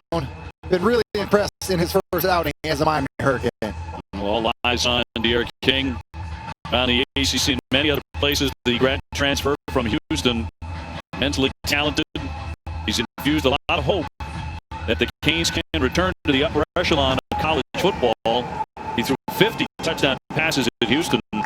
He says it is an honor to put on this uniform and wearing it for the first time tonight. And Miami will have the football at the 25. Let's go to Katie. Well, guys, Bill Clark said it's simple. UAB's identity is running the football, and they're not doing that at all. He said that Miami did do a nice job of hitting them with a couple of run stunts on first downs early on. They need to be better prepared for that in his next half.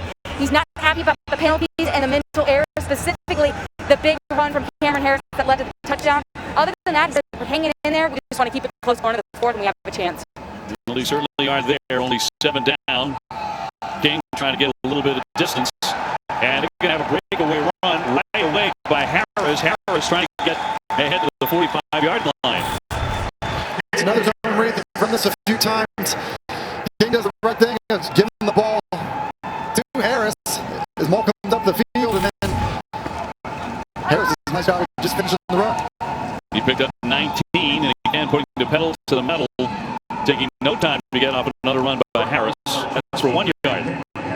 So just getting started here in the second half. Here at Miami Gardens, capacity of 65,000, but there are 13,000 or so in the ballpark in this stadium here tonight.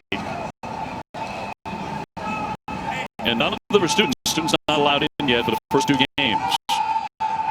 And another handoff. Harris once again been taken down, so nothing doing on that play. No gain. Stopped by Tony Fair.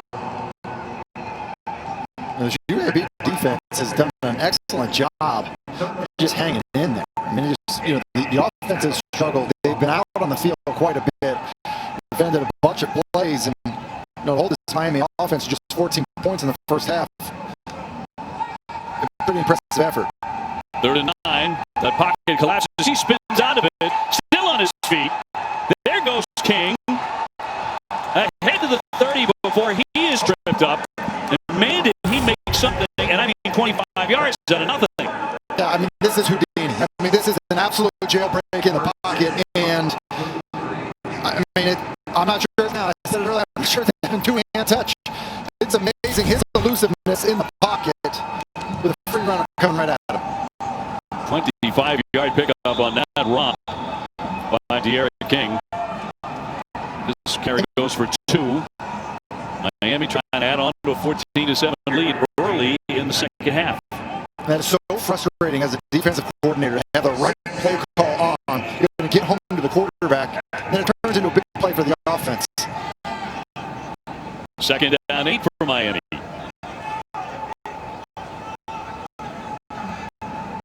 And the grad transfer will hand off again. And the carry by Knighton, the Rooster. It gets in 3 yards and stopped by Moultrie. So a 3rd down coming up here for the Canes. Harris back in at the running back. And he's the tough yardage guy. And again, so is King. 2 of 8 so far tonight on 3rd down conversions. And he busts it free. Harris again. And hurdles over a tackler down to the 10-yard line. You just see here, it's another one of these reads. Gives the ball. Harris just sits his way through there. Good job of the offensive line. Just sticking to their blocks. I think Brett Lashley, a lot's going to be made of his tempo. He does an excellent job of the run game. Overthrown and intended for Peyton in the end zone, but too high. This is basically a version of today's triple option. You're going to have the zone read. King's going to end up keeping the football. Then when the corner decides to trap him, he's going to throw out to the wide receiver who's wide open. The play design was perfect. King just ends up missing him in the end zone. It run 7 consecutive times before that pass. 2nd down, 10. He's going to keep it. Trying to pick up a block, but nobody pushing.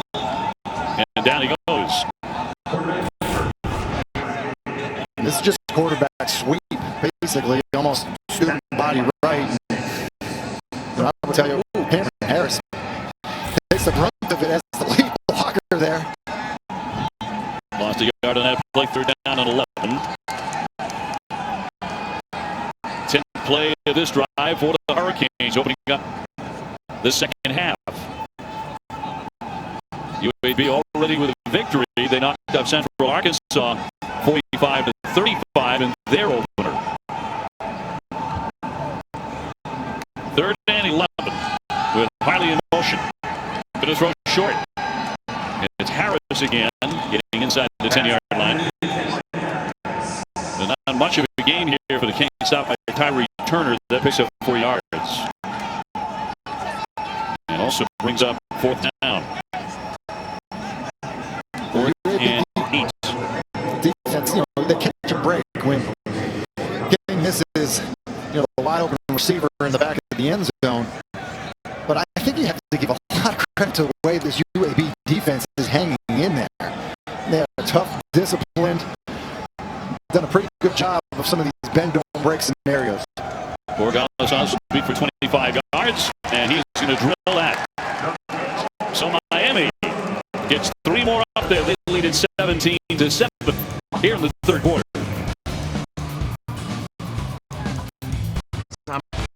Extend the lead here early in the third quarter, 17-7 after the field goal. Miami defensive coordinator Blake Baker has to be delighted so far with his team, and particularly him against the rush. They've been outstanding. They've given up 13 yards rushing right now. They were good at it last year defending the run. They're obviously doing a great job tonight. I think it's part of the reason you saw, Manny so positive going into the half with how his defense is played. In openers, you are worried about how you tackle. They've tackled extremely well. And they've really been relentless defending the run tonight against a very good back and an offensive line that's played a lot of football together and does a good job moving people out of the way. So, pretty good start. So Miami kicking off here with 10:15 to go in the third. This will start at the 25-yard line. And no return. Well, want to be on game day? You can join the crew virtually this year. Rep your team, bring your sign, be loud. Enter for a chance at collegegameday.com. You don't have to tell Miami fans to be loud. They know what's going on. They know the drill, and they know how to dress. And I think a couple of those masks, are serving a few different purposes there. Yes. Again, 13,000 fans allowed in to Hard Rock Stadium. But no crowd noise being pumped in because the two schools could not agree on how to do that before the game, so they decided not to do anything. So the Blazers trying to get that offense going again behind Tyler Johnston. The junior out of Spanish Fort, Alabama, and a very good opener. 2 touchdown passes in the victory over Central Arkansas. Second down and 6. You would be taking on 5-time national champs here tonight. Looking to beat an ACC opponent for the first time in school history.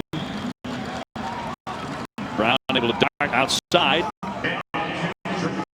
Jermaine Brown forced out by Amari Carter.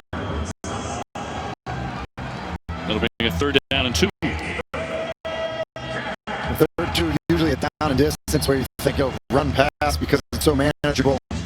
With the way Miami's defended the runs, I would not be surprised to see UAB throw the ball here. Might not be a bad idea to get it in the air here for Johnson out of the shotgun. He will throw. Throwing short. Pass completed to Mitchell, but whistles on play. And flag down. Another one. And a lot of those tonight. Prior to snap, encroachment, number 10, offense lining up in the neutral zone. 5-yard penalty, third down. And Tim, the vast majority of the calls have gone against the UAB Blazers.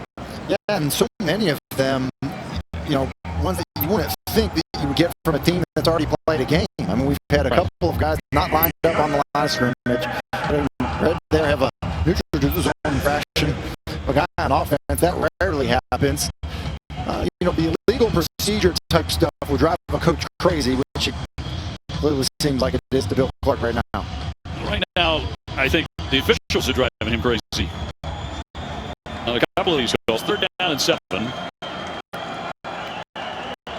Stanley in the backfield. Johnson to throw, pressure on him, but he did get it away and completes to Mitchell. Mitchell cutting back inside, still up. And a big play. 33 yards. You mentioned he had a big play. Watch Tyler Johnson, what he does here. He ends up getting a blitz right up the middle. He decides he's just going to drift, get a little bit of ground, and that allows him to find Mitchell as he gets, to the second level there. You have to be fortunate that that ball came out that ended up getting kicked out of bounds. So he spotted at the point. It went out. And it's 1st down and 10. Johnston with the handoff. Spencer Brown trying the right side. Brown, the number 1 running back in UAB history. He has had a great career. Brings up 2nd down. And a timeout, a man down here from Miami.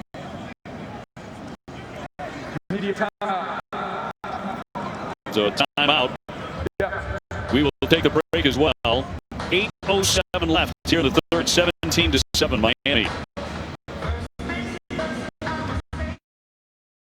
Aerial coverage provided by Goodyear from end zone to end zone. Goodyear, more driven. Miami with an injured player.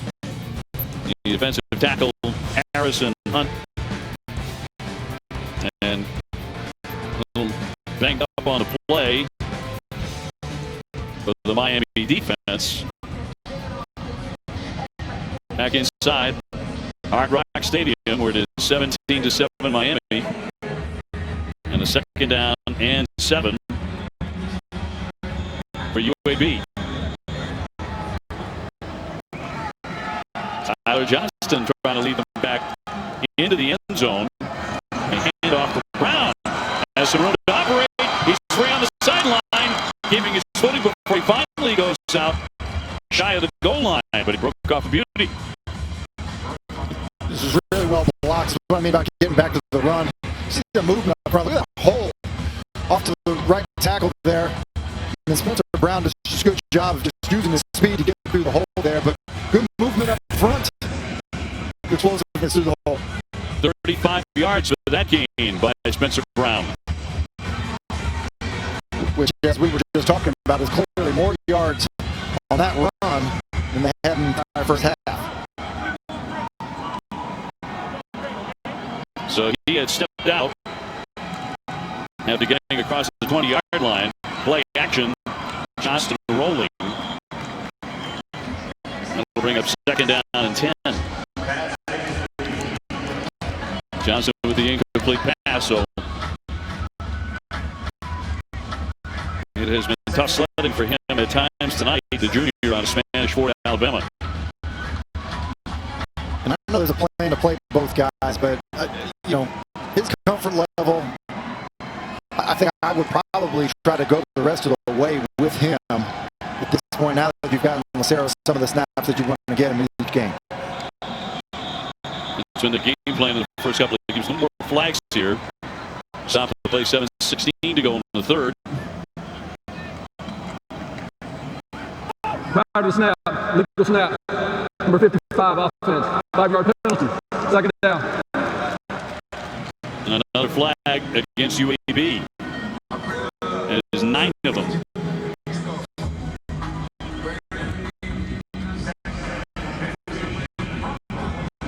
So a whole bunch of them here tonight. 9 Blazer penalties.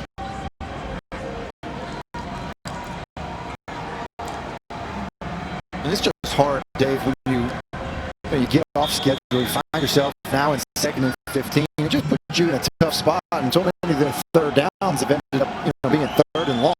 A lot of it is these penalties in early downs. With the tight end in motion, Johnson spins around. He throws it up for grabs, and it's tipped incomplete. Dangerous pass. That was dangerous every way you look at it. I mean, basically, they're trying to roll Johnston out to his left, and I think they have a design throwback here. If they are rolling out to the left, they do, almost like a throwback to the tight end. But as Johnson turns around, he sees Quincy in his face, and he gets rid of it like it's a hot potato. And at that point, he's fortunate that that ball wasn't picked off. 12 out of 17, but only 118 yards. 1 touchdown for Johnston tonight. So a big call in the game right now for them at 3rd down and 15. He's going to hand it off. It's Brown again. Brown weaving ahead around the 10-yard line. That's an 11-yard pickup. And it's a smart play call there. Basically, drop bait situation, 3rd and long, down in that tight. That's why you're able to rip off an 11-yard gain. 4th and 4. And movement there on that line. And a flag down. And Miami arguing this should go against UAB again. Dave, I think it was a shift that confused the defense. Offside. Defense. The 5-yard penalty results in a 1st down. So big flag here. You see what's happening. Pittman, the tight end, does not have his hand on the ground. He's going to back up like he's shifting, or like he's getting off the ball. There's like a little bit of suddenness to it, a bit of deception. And Quincy Roche basically reads that almost like a pass set, and he comes off the ball. And that's why you hear the 13,000 people in the stands upset with the call. It brings up 1st and goal for UAB. On the 6-yard line. Brown cutting through. In for 6. Touchdown, UAB. Boy, that drive belonged to Spencer Brown. 6 yards to finish it off. But he was the man for the Blazers on that drive. He was, and we need to give some credit to Sidney Wells and Matt Trahern as well, because they are doing an excellent job on that right side. I mean, that's an untouched walk-in, stand-up, walk-in touchdown for Spencer Brown. He's hitting the ball hard, but an excellent job of the guys up front. You mentioned it a couple of times tonight. The toughness of this UAB team, your ability to hang around. This is exactly what the head coach, Bill Clark, was talking about with Katie. Just to stay close late in the game. Well, they're right there, 17-14 in the 3rd. To say, it's that thanks. We're going to football. What a day. For Juan Clemson, hitting the field September 12th. Coming up on Saturday against Wake Forest. Well, tonight we're launching the ACC season with an ACC team on the field in the Miami Hurricanes. And they are in a fight tonight here against UAB. No back down in these Blazers. Spencer Brown a moment ago with a touchdown run, and he rushed for 47 yards on that drive and got into the end zone to make it 17-14 Miami. And this one will roll. Scooped up by Miami Mark Pope. Pope breaks free of a couple of tacklers to get near the 30-yard line on a decent return. 21 yards.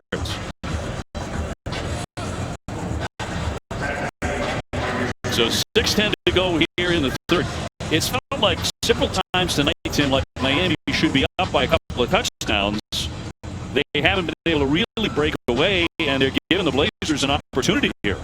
Yeah, it's basically their worst nightmare to let this team hang around. A team that has a game under their belt, no home field crowd noise.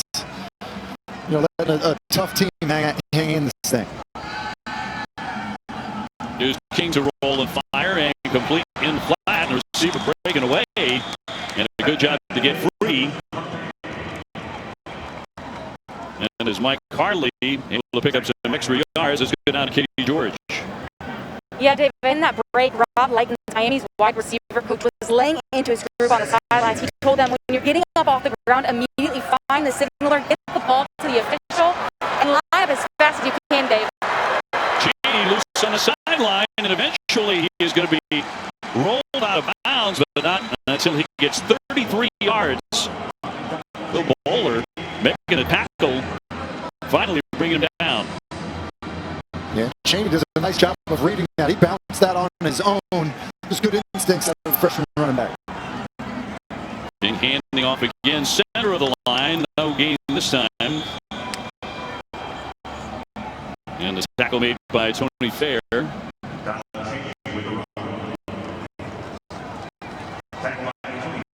So 17-14. Miami with a slender lead. The crowd that is here, about 13,000, getting a little antsy.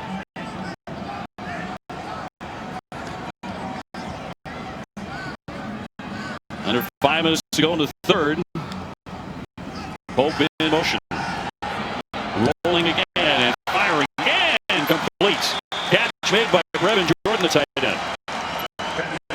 This is an awesome throw by Darren King. He's got Jordan running to the corner, but he basically stops him with a back shoulder throw because of where the coverage is. See that on his right shoulder, protected from the defender. It's really well done. Jordan named to the All-ACC preseason team. He and Will Mallory, pretty deadly as a pair of tight ends.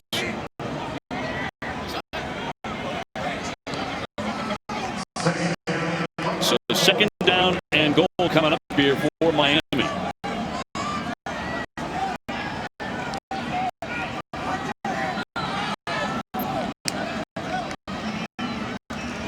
Harley in motion.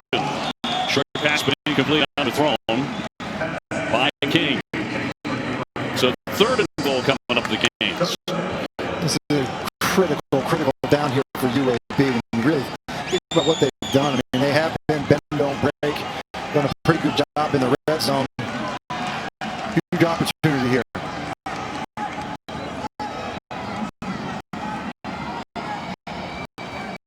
King has Cameron Harris with him in the backfield. 6 plays, 67 yards on the drive so far. It's Harris. Harris busting in the end zone for a touchdown. Boy, it's so tough to bring down on that first tackle.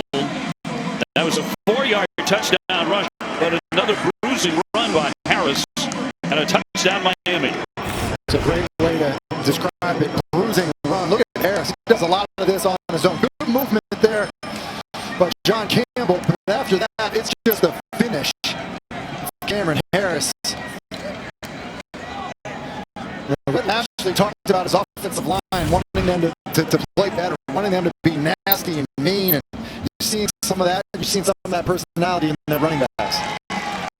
Orgales nailing the extra points. Harris, 15 carries, 132 yards, and 2 touchdowns. They get the latest news and information from the ACC each morning with special guests from the world of sports. Packer and Durham, weekdays at 7 a.m. Eastern on ACC and the ESPN app. You gonna make an appearance this year, Dave? Of course it would. I mean, Love those guys. They have to go through your booking agent, or can they? They're going to have to go through my agent, and there probably will be a sizable fee involved. But how often are you going to make an appearance? And Katie, I know Katie was a regular last year. She was very popular with the guys. I'm a weekly appearance guy there. Weekly there, and Scott Van Pelt as well. Yes, of course. On a regular basis. You are Mr. Appearance. America's sweetheart, Tim Hasselbeck. I don't know how this turned on me. This was about you going on Packer and Durham. They are really, really good, those guys, and how they cover this conference. Hopefully better. Miami on top 24-14, just over 4 minutes to go, and they're looking to try and break away here. Miami to open the second half, a field goal and now a touchdown by Cameron Harris. Hurricanes kick it off. Blazers with pressure on them to get back into the end zone. Take a look at this last drive by Miami's really impressive response by them. Cut up front. Did you see Chaney get outside, bounces in on his own, and then it's Derek King. An excellent job on the move the pocket play. Back shoulder to Brevin Jordan. Checks the tight end, and then Cameron Harris. There's so much power heading into the end zone. Impressive response by that Hurricane offense. Harris 5'10", about 210, but the junior from Opelika, Florida, is a bruiser. That drive 7 plays, 71 yards. He hits you, you know it. So now Johnston running the offense. He's going to throw right over the middle, and the pass is complete. And caught by Mitchell, made a nice catch, 14 yards for the gain. I've been impressed with UAB's wide receivers. I think trying to create some more opportunities for these guys in space, especially when Miami decides to heat them up.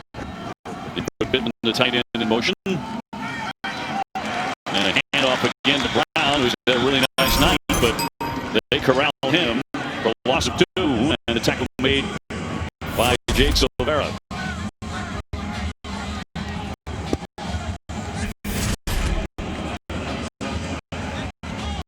Miami 6-7 last year, trying to bounce back from that. They hired a new offensive coordinator in Brett Lashley from SMU, as well as Rob Likas and Aaron Justice. They named the Hall of Famer Ed Reed as chief of staff. A lot of changes made by the Canes. Looking for those to pay off immediately. They lead at 24-14 in their opener. Timeout. Alabama Birmingham. That's their first timeout of the second half. A timeout. 30-second timeout. On 2nd and 12 with 2:56 to go in the third.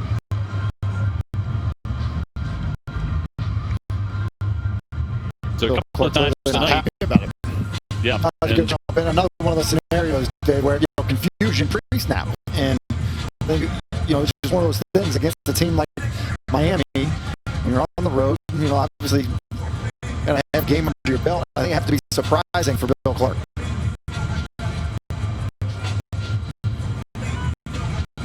They're certainly leading the penalty parade big time over the Canes. Had a lot of those in the first half.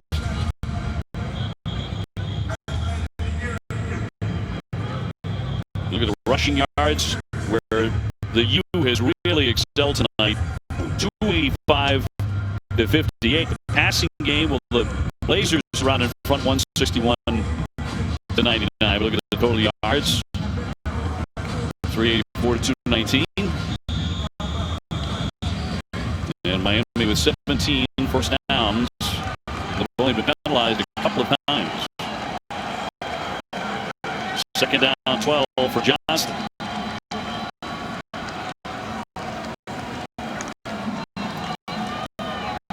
Look at the throw. And incomplete.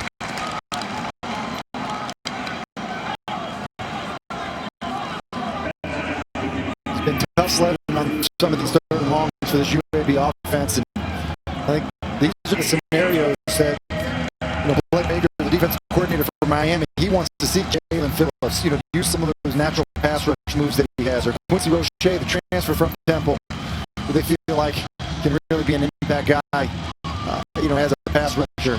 These known passing situations to let those guys loose.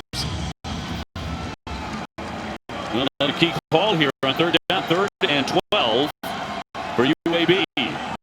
Pressure on Johnson, another incompletion. Got the pass off. He also took a bit of a knock there. That was Phillips getting to him with good quarterback pressure. That's going to be said a lot this year out of Jalen Phillips, the big defensive end, 6'5", 265. But basically, they race to the quarterback, with Phillips. He's getting up the field there, and it's Gilbert Frierson coming off the other end there. I think that's what Miami feel like they can do. They will punt again. Back there with the fair catch, and 5-yard line. That's where the drive will get underway. Now we have a full slate of college football games for you on the ACC Network. On Saturday at noon, it's Syracuse against number 18 North Carolina. At 4 o'clock, Austin Peay and Pittsburgh. And then at 8 o'clock, we cap it off with Western Kentucky against Louisville. Tim, you'll also have that game, so you're working double duty this week. I mean, can't get enough college football once it starts, especially in the ACC. I'm excited to see Louisville. Chance for a big gainer here, still on his feet and finally shoved out of bounds on a big gain here by Brevin Jordan. Yeah, really just an easy design touch for him. Just slide him across the formation, throw him a flat while he's on the move, and then let the big tight end run after the catch. There's so many good tight ends have come through this program. Brevin Jordan just the next one. That went for 22 yards. First and 10. And another good toss here by King. Complete to Payton. 13 yards and another first down. I just feel like Miami's pace really just helps slow down the pass rush. You get a big play to Jordan, and now all of a sudden the pass rush is just too tired because you snap the football so quickly. Very low pressure on Derek King. And really moving the sticks here. Going to stay up on his feet. Wilder with the stop on Knighton. Freshman's had a couple of good moments here in his Miami debut. Hurricanes on top 24-14. Last moments of the third quarter. And off again as Knighton breaks free across the 20-yard line. Heading for the sideline. It gets down to the 5. There's so many good decisions by the quarterback. We're always talked about in passing plays. That one run play, zone read again. Defender comes up the field. It's Jordan Smith coming up the field. Hand the ball to Knighton. Leads to a big game. That's a decision by the quarterback that helps that play be productive. First and goal, and a short run. And stopped by the Blazers, brings up the second and goal here for Miami. With just about a minute to go in the third. And the Canes can put a serious hurt on the Blazers. Miami over 300 yards rushing in this game so far. They have been tearing up the ground here at Hard Rock Stadium. King trying to keep it and attempted to slice inside. He's tripped up. Stopped by Jordan Smith. Gain of 1.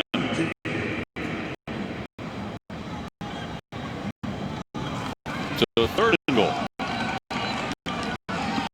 You know, a guy like Derek King, you have so many options because of his mobility, because you can use him as a design runner, because you call pass play, and he may end up just taking off. It gives you so many different options down in the red zone.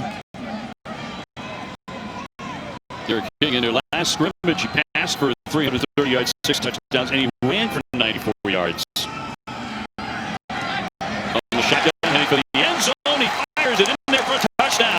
He got the tight end Jordan again, and he pulls it in for 6. The short one from 4 yards out, but another touchdown for the Canes.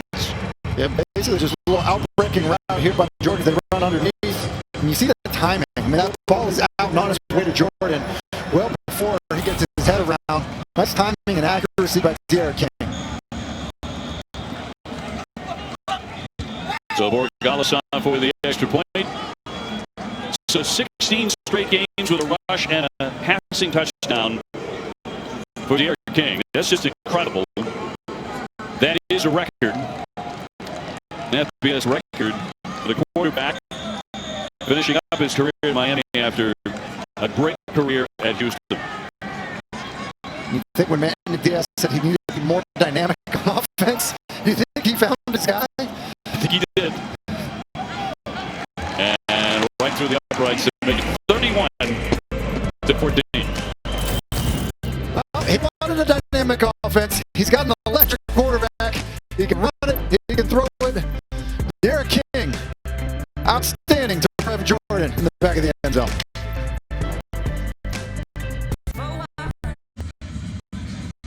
Miami's rushing high for a game last season was 257 yards. They've blown that out of the water tonight. They're 318 yards at the start of the fourth quarter here against UAB.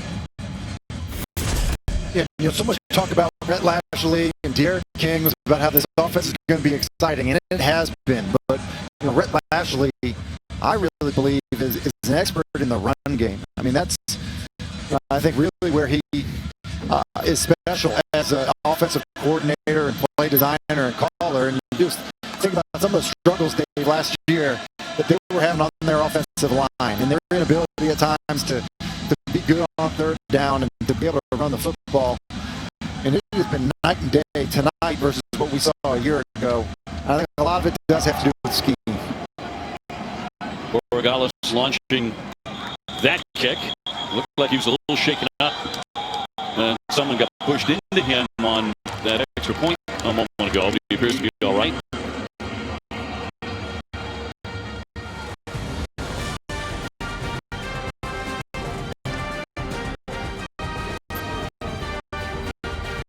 It all happens with the huddle tonight at 11 p.m. Eastern Time following our game. So stay tuned.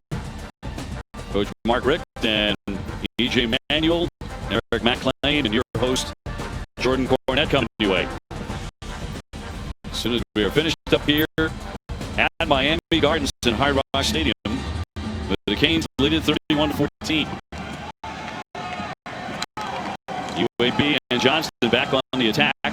He's going to throw short into the flat and complete to Rudolph as he is nudged out of bounds. So 5-yard pickup, so 2nd and 5 come your way. And I think a little tempo would be good here for UAB. Obviously, with the score situation the way that it is, a little more tempo than they've been operating earlier in this game.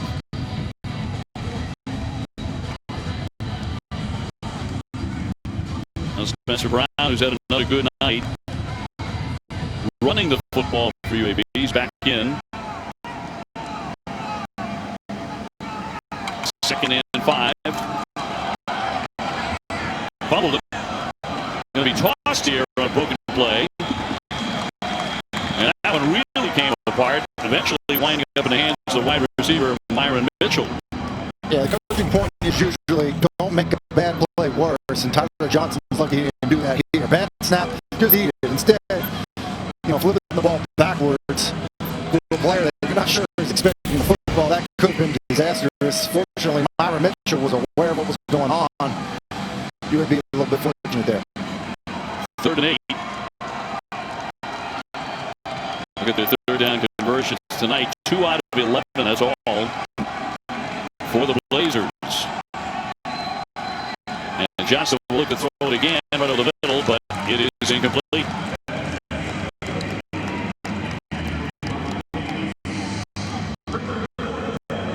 I think Johnson's starting to feel the pressure. Starting to feel the pressure a little bit, Dave. Just coming after him. They actually had a decent pocket there. Just stand in there, deliver the throw. It's probably what he's hearing right now on the sideline, but it's because some of the pressure, not necessarily sack, but the pressure that Miami front has been putting on him.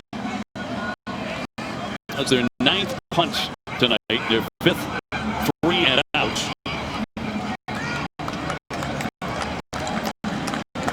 So the drive will begin around the 20-yard line, a 52-yard punt. Miami on top, 31-14. We're back at Hard Rock Stadium. Miami leading 31-14 here in the fourth quarter. And to say the UAB is frustrated over here on the sidelines is an understatement. Tim, Dave, right now the defense is physically taxed. That was evident on the sidelines before having to go back out there. They're not getting a lot of time over here because of the 3 and outs we're seeing with the offense. Players are starting to exchange words with one another. I actually saw a couple of fights break out. So they need to get their heads level here and try to stop this Miami offense. Being rolling right, but that'll be incomplete.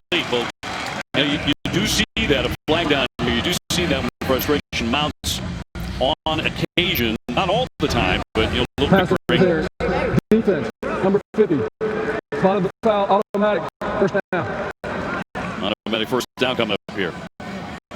Well, and, the UAB defense is defended about 25 plays in the second half already after what was already a pretty long first half. They've got to be gassed, and the offense not being able to stay on the field can certainly cause some frustration. Harris dragged down, nothing there. And Miami has scored on all 3 drives in the second half, Tim.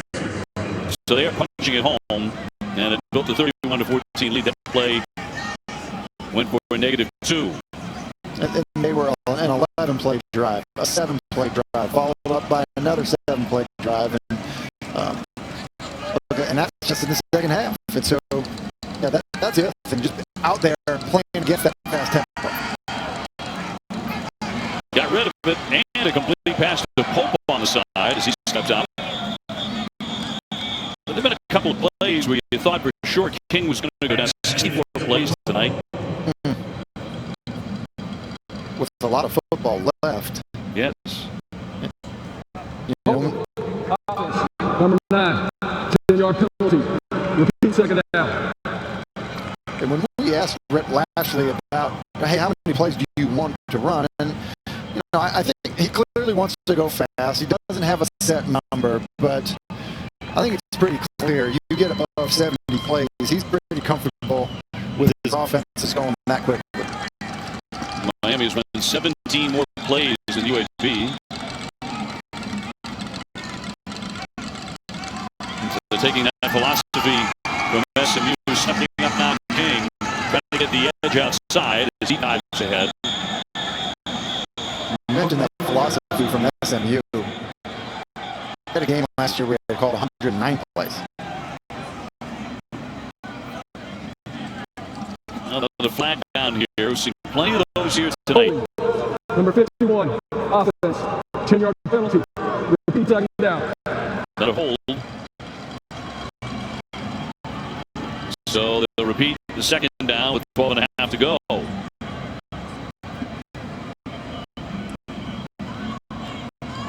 For the record, this doesn't count as resting your defense, if anyone was wondering. Okay, that does. Bill Clark doesn't know it up. Here we go. If we can remove it down, we'll do it. Decline the penalty and move on. The third down coming up. Third 19 for King and the Canes.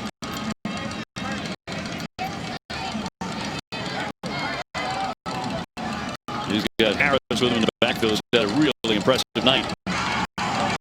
And he'll take the football and bounce outside. I'm not sure he's gone down tonight on a first effort by a tackle. No, but he does look so good right now. He is. And clutching. At the knee, it looks like. It's third and forever. You're doing the right thing by handing the football off. Oh, man. Yeah, Cameron Harris, he took a shot. He's been delivering them tonight, but he's down at the moment. We'll take a break. 31-14, Miami. ACC Network Football is presented by Dr. Pepper, the official drink of Fansville. Some of the defensive greats who have come through Miami, and there have been a lot of them. Tim Hasselbeck, 5 times winning national championships. What an array of great players here. So many good players. A few of their draft highlight tapes I was prominently featured. Which is never a good thing. 31-14, the Canes with 11:50 to go. Headley back to punt. It's 4th and 15. I think it's unmistakable that Australian rules football style, as this one will bounce out. I'll tell you what, last year they faked a punt, and they will several times during the season. They'll rip off a big trick play, and and he took off for a huge gainer, totally shocking the Duke Blue Devils in the game. That punt goes for 51 yards. I think you referred to him as a gigantic punter earlier in the broadcast, and I would agree with you. You know, that I would not want to see him trucking down the field on a fake punt. He's a physical specimen out there, which is not often said about a punter. So 1st and 10 for UAB. Johnson with some pressure, gets the pass off on the side, and tiptoeing out is Mitchell after the completion. That's a gain of 11. It's a pretty good job of getting the ball out of his hands on a little flicker, because he's got pressure in his face just to spit it out to Mitchell on the perimeter.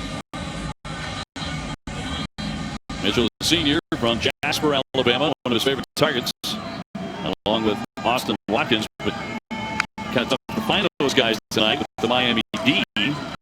On the handoff, a little bit of an opening there, and straight ahead goes Spencer Brown.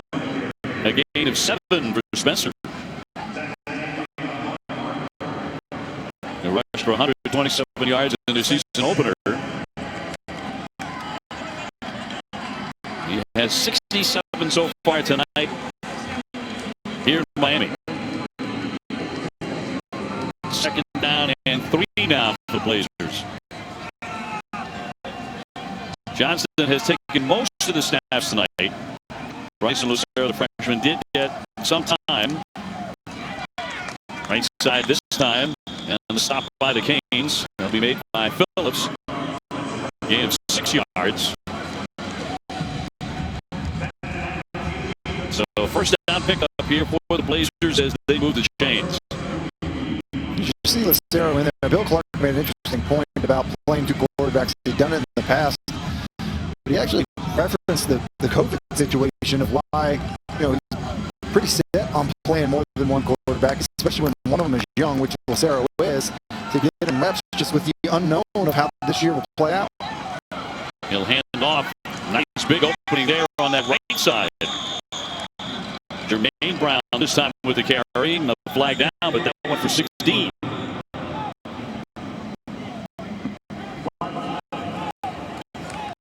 So sophomore with a nice game, but we'll see what happened here with the flag. Personal foul, targeting, number 5, defense, 15-yard penalty.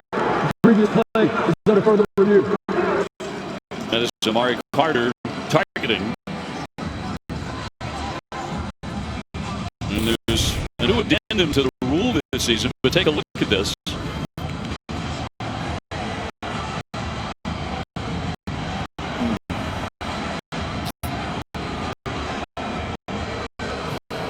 It was certainly a big collision. I'm getting the sense that Carter is just trying to go low. You know, he's got a quick player on the sideline.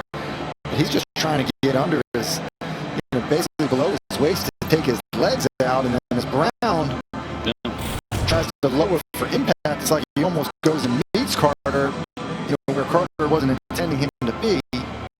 I think you're right, Tim. I think Carter intended, you looked like he was ducking underneath. After further review, there is no targeting on the play. 1st down, Alabama Birmingham. Yeah, this is a good job by the officials to look at it. Because when you saw it in full speed, it looked like 2 guys ramming their heads together, which is obviously something we need to take out of the game. But as you watch it in slow mo and you get the chance to see it, it doesn't seem like Carter's just trying to kind of saw off the legs. And it's kind of a big collision. It was almost unintended. 1st down 10. Hand off for Jermaine Brown. He gets stretched out and pushed out. As you know, disqualified player is one who is committed a targeting foul. It didn't happen here, but that player is declared ineligible for further participation in the game. This year, a disqualified player may now remain in the team area. Does not have to leave and go back to the locker room, as has been the case in the past. And look, I like that adjustment because, you know, kind of, you're sending somebody off in the locker room all by themselves. I think it's good to have a guy, you know, around his teammates. There's obviously a lot of disappointment Probably frustration as well when that happens, and I think it's a good rule adjustment. Incomplete. Intended for the tight end Prince, but he cannot make the grab. 8:57 remaining here in Miami.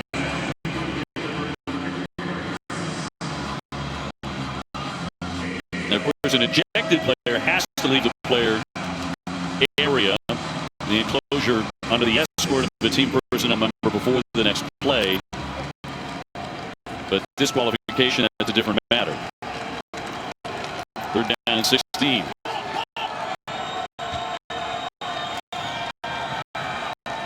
UAB trying to get back on the board, driving here, down close to the 40. And a long throw is going to be incomplete. Plays with the coverage. And Lucero letting it fly, but incomplete. We've talked, a lot about this Miami defense and how they've played against the run, but I've been impressed with what I've seen from their secondaries. We're looking at Al Blades. A lot of guys last year, playing that hadn't played before. It seemed like it was a pretty inexperienced secondary. I think Blake Baker, the defense coordinator, felt like he was playing 4 new guys. And it just seems like there's better competition, healthy competition, and better play so far out of that secondary. It feels like a whole new attitude, frankly, with Miami as the punt gets away by Greenwell. All back there, the fair catch at the 10-yard line. Goes for 31 yards. Miami on the attack when we return. Well, the rushing attack from Miami has been outstanding. An extra ball carry with the quarterback zone read, gets Cam Harris out in space. Then it's Derek King on the design pass, scrambling, picking up yards. And the freshman getting involved. Cheney bouncing outside, and then the power of Cameron Harris down in the red zone. Running attack from Miami. Been working tonight. And Derek King working overtime as well. 141 passing yards and a touchdown, 83 yards rushing and a touchdown. So 224 yards, 2 touchdowns, no turnovers in his Miami debut. More of a managed game tonight. Not necessarily a lot of explosions, but doing what they do well, keeping the ball on the ground successfully. You mentioned the clean game he's played in terms of turnovers. That's one of the things that impressed me about him watching and preparing for this game is that he does make explosive plays, but he's not careless with the football. And that's a rare combination to have, at the quarterback position. Somebody that can make explosive plays, but not put the ball in harm's way. Now the handoff by King here with 7:33 to go. And brings up 4th down and 3. Tackled by Fish McWilliams. So Donald Cheney, the freshman, will step off. 4th down and 3. And 3 and out.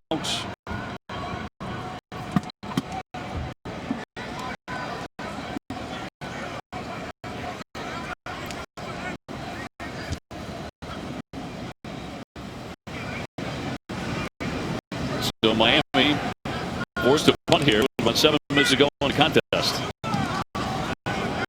And it's Headley again to launch it.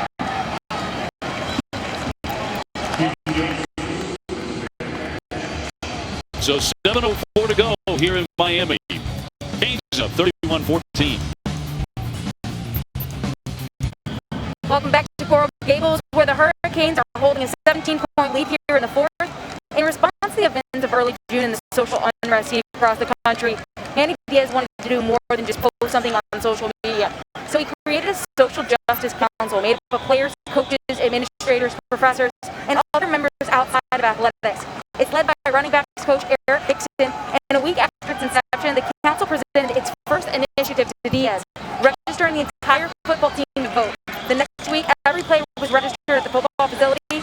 Diaz said players understood that this isn't just talk. There's going to be changeable action by some of the things that is done in this program.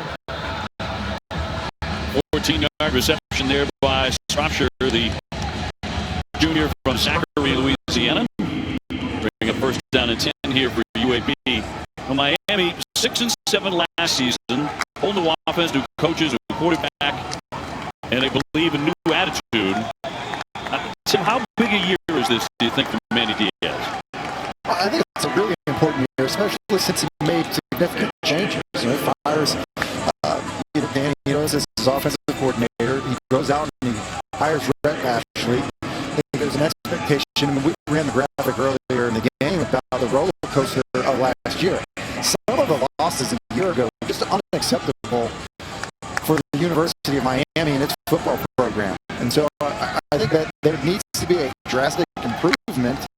And I will say, it seems like the confidence of this team, with Derek King and with Rhett Lashley, and how this defense is played tonight, I almost feel like I'm starting to see the Miami I remember out on the field with so much confidence. Right, and a little bit of swagger, which is always there with the good Miami teams. Tip pass there, and nearly intercepted as Carter was in on the play. Lucero back in there at quarterback for UAB. So Blazers shuffling between Johnston and Lucero here in the fourth quarter. And now Lucero getting another chance in the pocket. Good time and a good arm. He shows that off. You talked about the patience he has in there and the composure. That's a 12-yard game. Yeah, he seems like a natural passer to me. I know Bill Clark gave him a Tim Tebow comparison, but when I see him in the pocket, he looks like a guy that's a comfortable passer, even with people around his feet. Austin Watkins down, the wide receiver. And the senior on his back.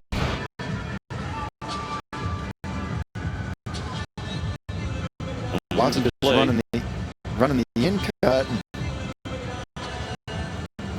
Pretty routine tackle. It's hard to tell, see how he came down. And the other guy I was impressed with, Dave, is Watson Watkins. 6'3". I mean, kind of has this mentality of he's aggressive to catch the football, and then once the ball is in his hands, he's violent as a runner. I think he's a pretty good player, and certainly done a good job for the UAB program. Yeah, top 10 in school history in receiving yards. He had 1,000 yards receiving as a junior. He's a senior now, a little shaken up here. So he comes out with 5:40 to go here in the contest. First down and 10. A long way to go here. Sarah will dump that off, and that's going to be incomplete. So second down coming up for the freshman. Dave, you were talking about Manny Diaz, how important this year is, and the swagger of these Miami teams. Don't you just get the feeling that Derek King's arrival kind of changed everything for so many of these Hurricane players, and even some of the members of the coaching staff? I don't think there's any question about it. I mean, to get a player that talented and that accomplished, out of the portal, coming to Miami, and what he said was, look, it's an honor for me to come to a school like this and to be part of a program with this history and this tradition. I get an opportunity to put on this uniform, and he used that word. He said, I'm honored to do it. I think, that shows the attitude that he brings, the class that he brings, and it uplifts the whole program, doesn't it? Yeah, that's the sense that I got. And, Rhett Lashley was quick to point out that, they had just a handful of spring practices. And during those spring practices, he didn't walk in saying, hey, I'm Derek King, like this is my job. He basically just put his head down and worked. And that example of being humble, coming in and working, I think, caught everyone's attention, as well as when he would take off and run, that people thought, okay, maybe this is the worst kept secret around Miami, Hurricane football program, is that this is the guy that's the answer at quarterback position. Well, a huge pickup to the program, trying to get back to that elite status that Miami enjoyed for so long, and 5 national championships along the way. Greenwell back to get the punt away for UAB. And the fair catch around the 6-yard line by Hall. A closer look at what he's done tonight. Yeah, and we've been raving about him, Dave, because of stuff like this. Free runner in the pocket, and he's just able to be a magician and get out of trouble. Just the ability to create on plays that were designed past plays, take off and run, the decisiveness, and then as a passer, he's been absolutely outstanding. And I think it's fair to say that there's probably some ACC defensive coordinators that are having some Lamar Jackson flashbacks, seeing what Derek King is doing.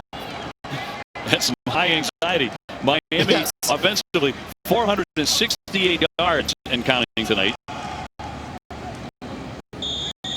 And so King taking a breather. Perry is the new quarterback. Go see Perry, the junior from Ocala, Florida. So he'll get in and take some snaps. King certainly did his job tonight.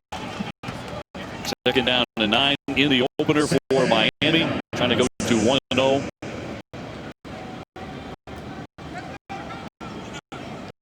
Lashley, the new guy. His SMU team averaged 41 points a game last season. His first year in Miami as the new offensive coordinator.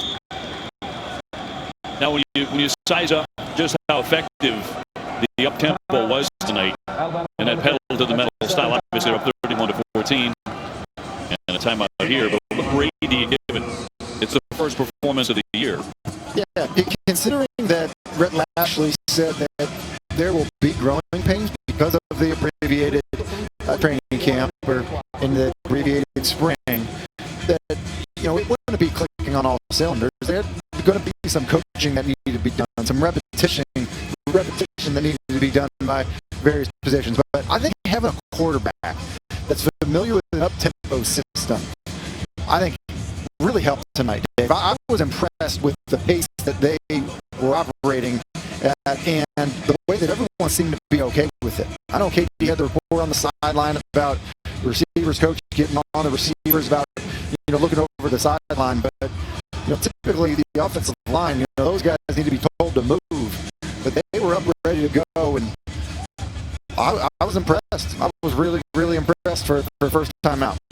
Yeah, it seemed to run pretty darn smooth for most of the night with King at the controls, and Miami really surging in the second half. They scored in the first 3 drives of the second half to pile up a 31-14 lead over UAB.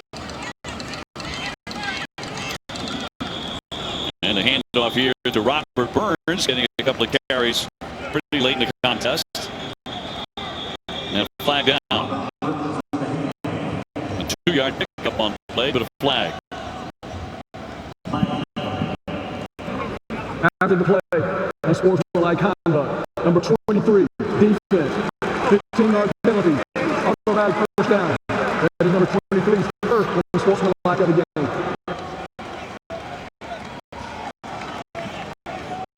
3:33 to go here at Hard Rock Stadium.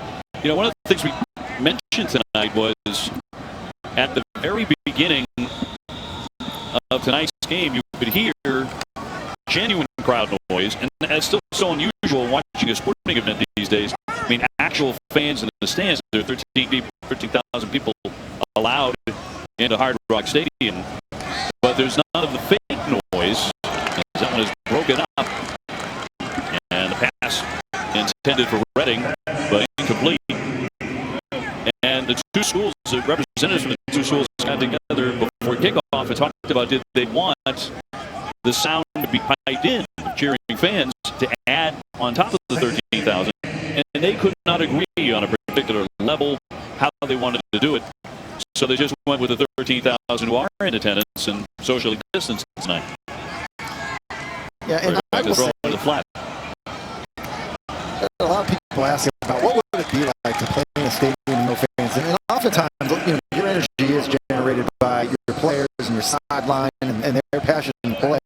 But there's no doubt you feed off of the building, and seeing this right now, having played in my fair share of fourth quarter preseason games, like it's a bit of a flashback of that, which is not a whole lot of energy. It has to be completely generated by the guys on the field. Yeah, that can't be easy. That cannot be easy. It's kind of an eerie feeling. On 3rd and 2. And Burns getting a lot of work here. And he's going to pick up the first down on the 3-yard gain. So 1st and 10. As we are moving toward the 2-minute mark here in Miami.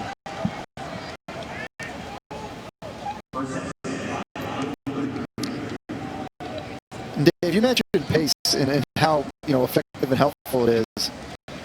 Look, I think it's a prime example. A lot of the starters on that offensive line are still out there. You want to be able to seal a game. Rhett Lashley will say you throw to score, but you run to win. Well, ending the game with the ball in your hands is one of the ways you win, and it's wearing people down and being able to run it late. Into the pile, Burns again. So 2nd down coming up. That'll gain 3. All ACC on Friday at 8 o'clock. And tomorrow on All ACC, Kelsey Riggs and Dallin Cup get you ready as the ACC football season gets underway. We'll take you off the field and pay tribute to the man in the red bandana whose heroics helped save as many as a dozen lives 19 years ago. Be sure to tune in at 8 p.m. Eastern on ACC Network.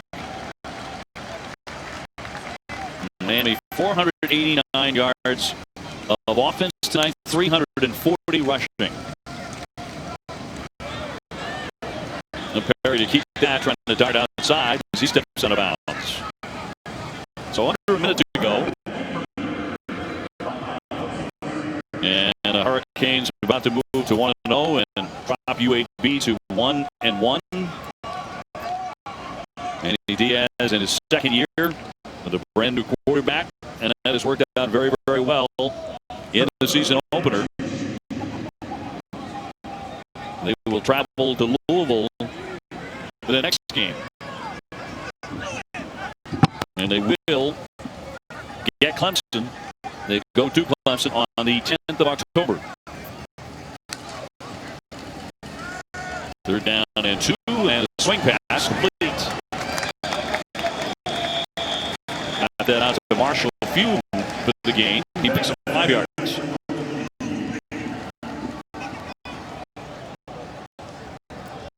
And Miami last year dropping their first couple of games out of the break when they started the season, and that's not going to happen this year. Getting off in style with a 31-14 lead in the final seconds of this game. I think that will go a long way too in terms of the confidence of this football team and what you're building on, especially around a quarterback that seems to energize your offense. Nowhere to hide for Perry as he's tied up.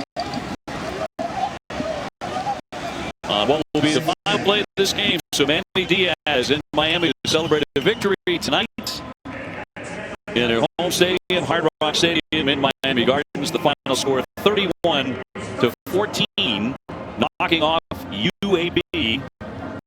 And a fine way to begin the season for the Canes with a star at quarterback and Derek King as he leads the Canes to the victory. And man, did they do it on the ground.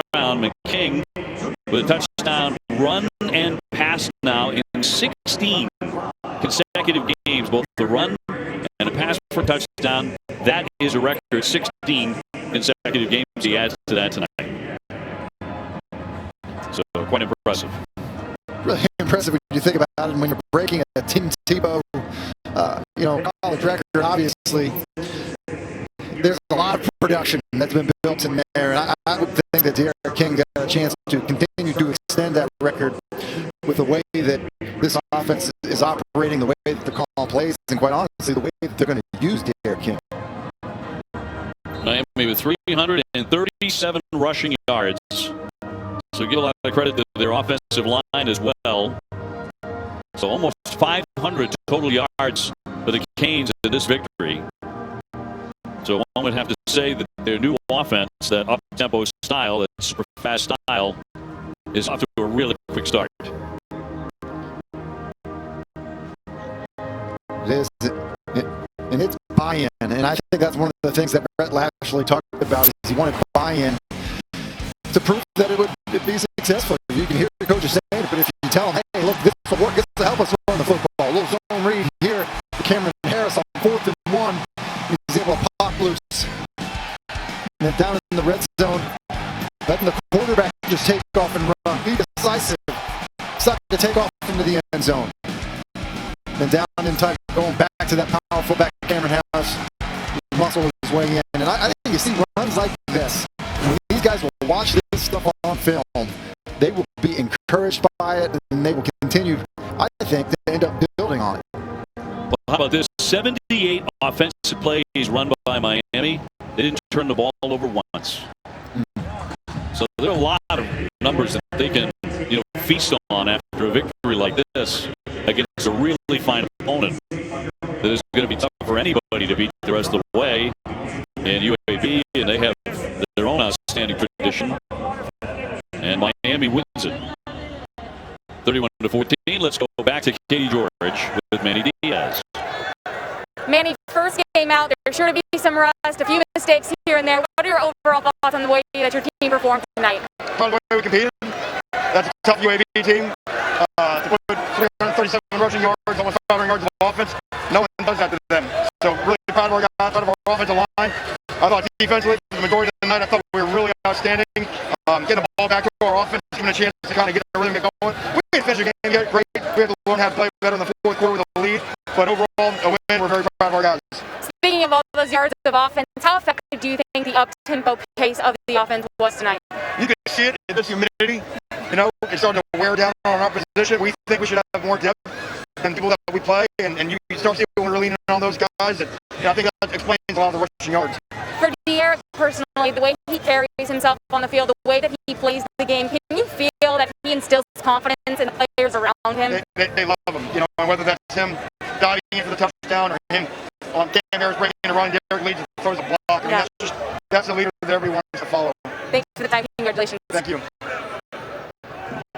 In fact, the last play was the play of the game as far as Tim Hasselbeck was concerned. The one you talked about there, the quarterback throwing the block. The play maybe of the year. Tim, thanks so much. Great to see you again. Great job by Katie George. 31-14. Hurricanes win in their opener.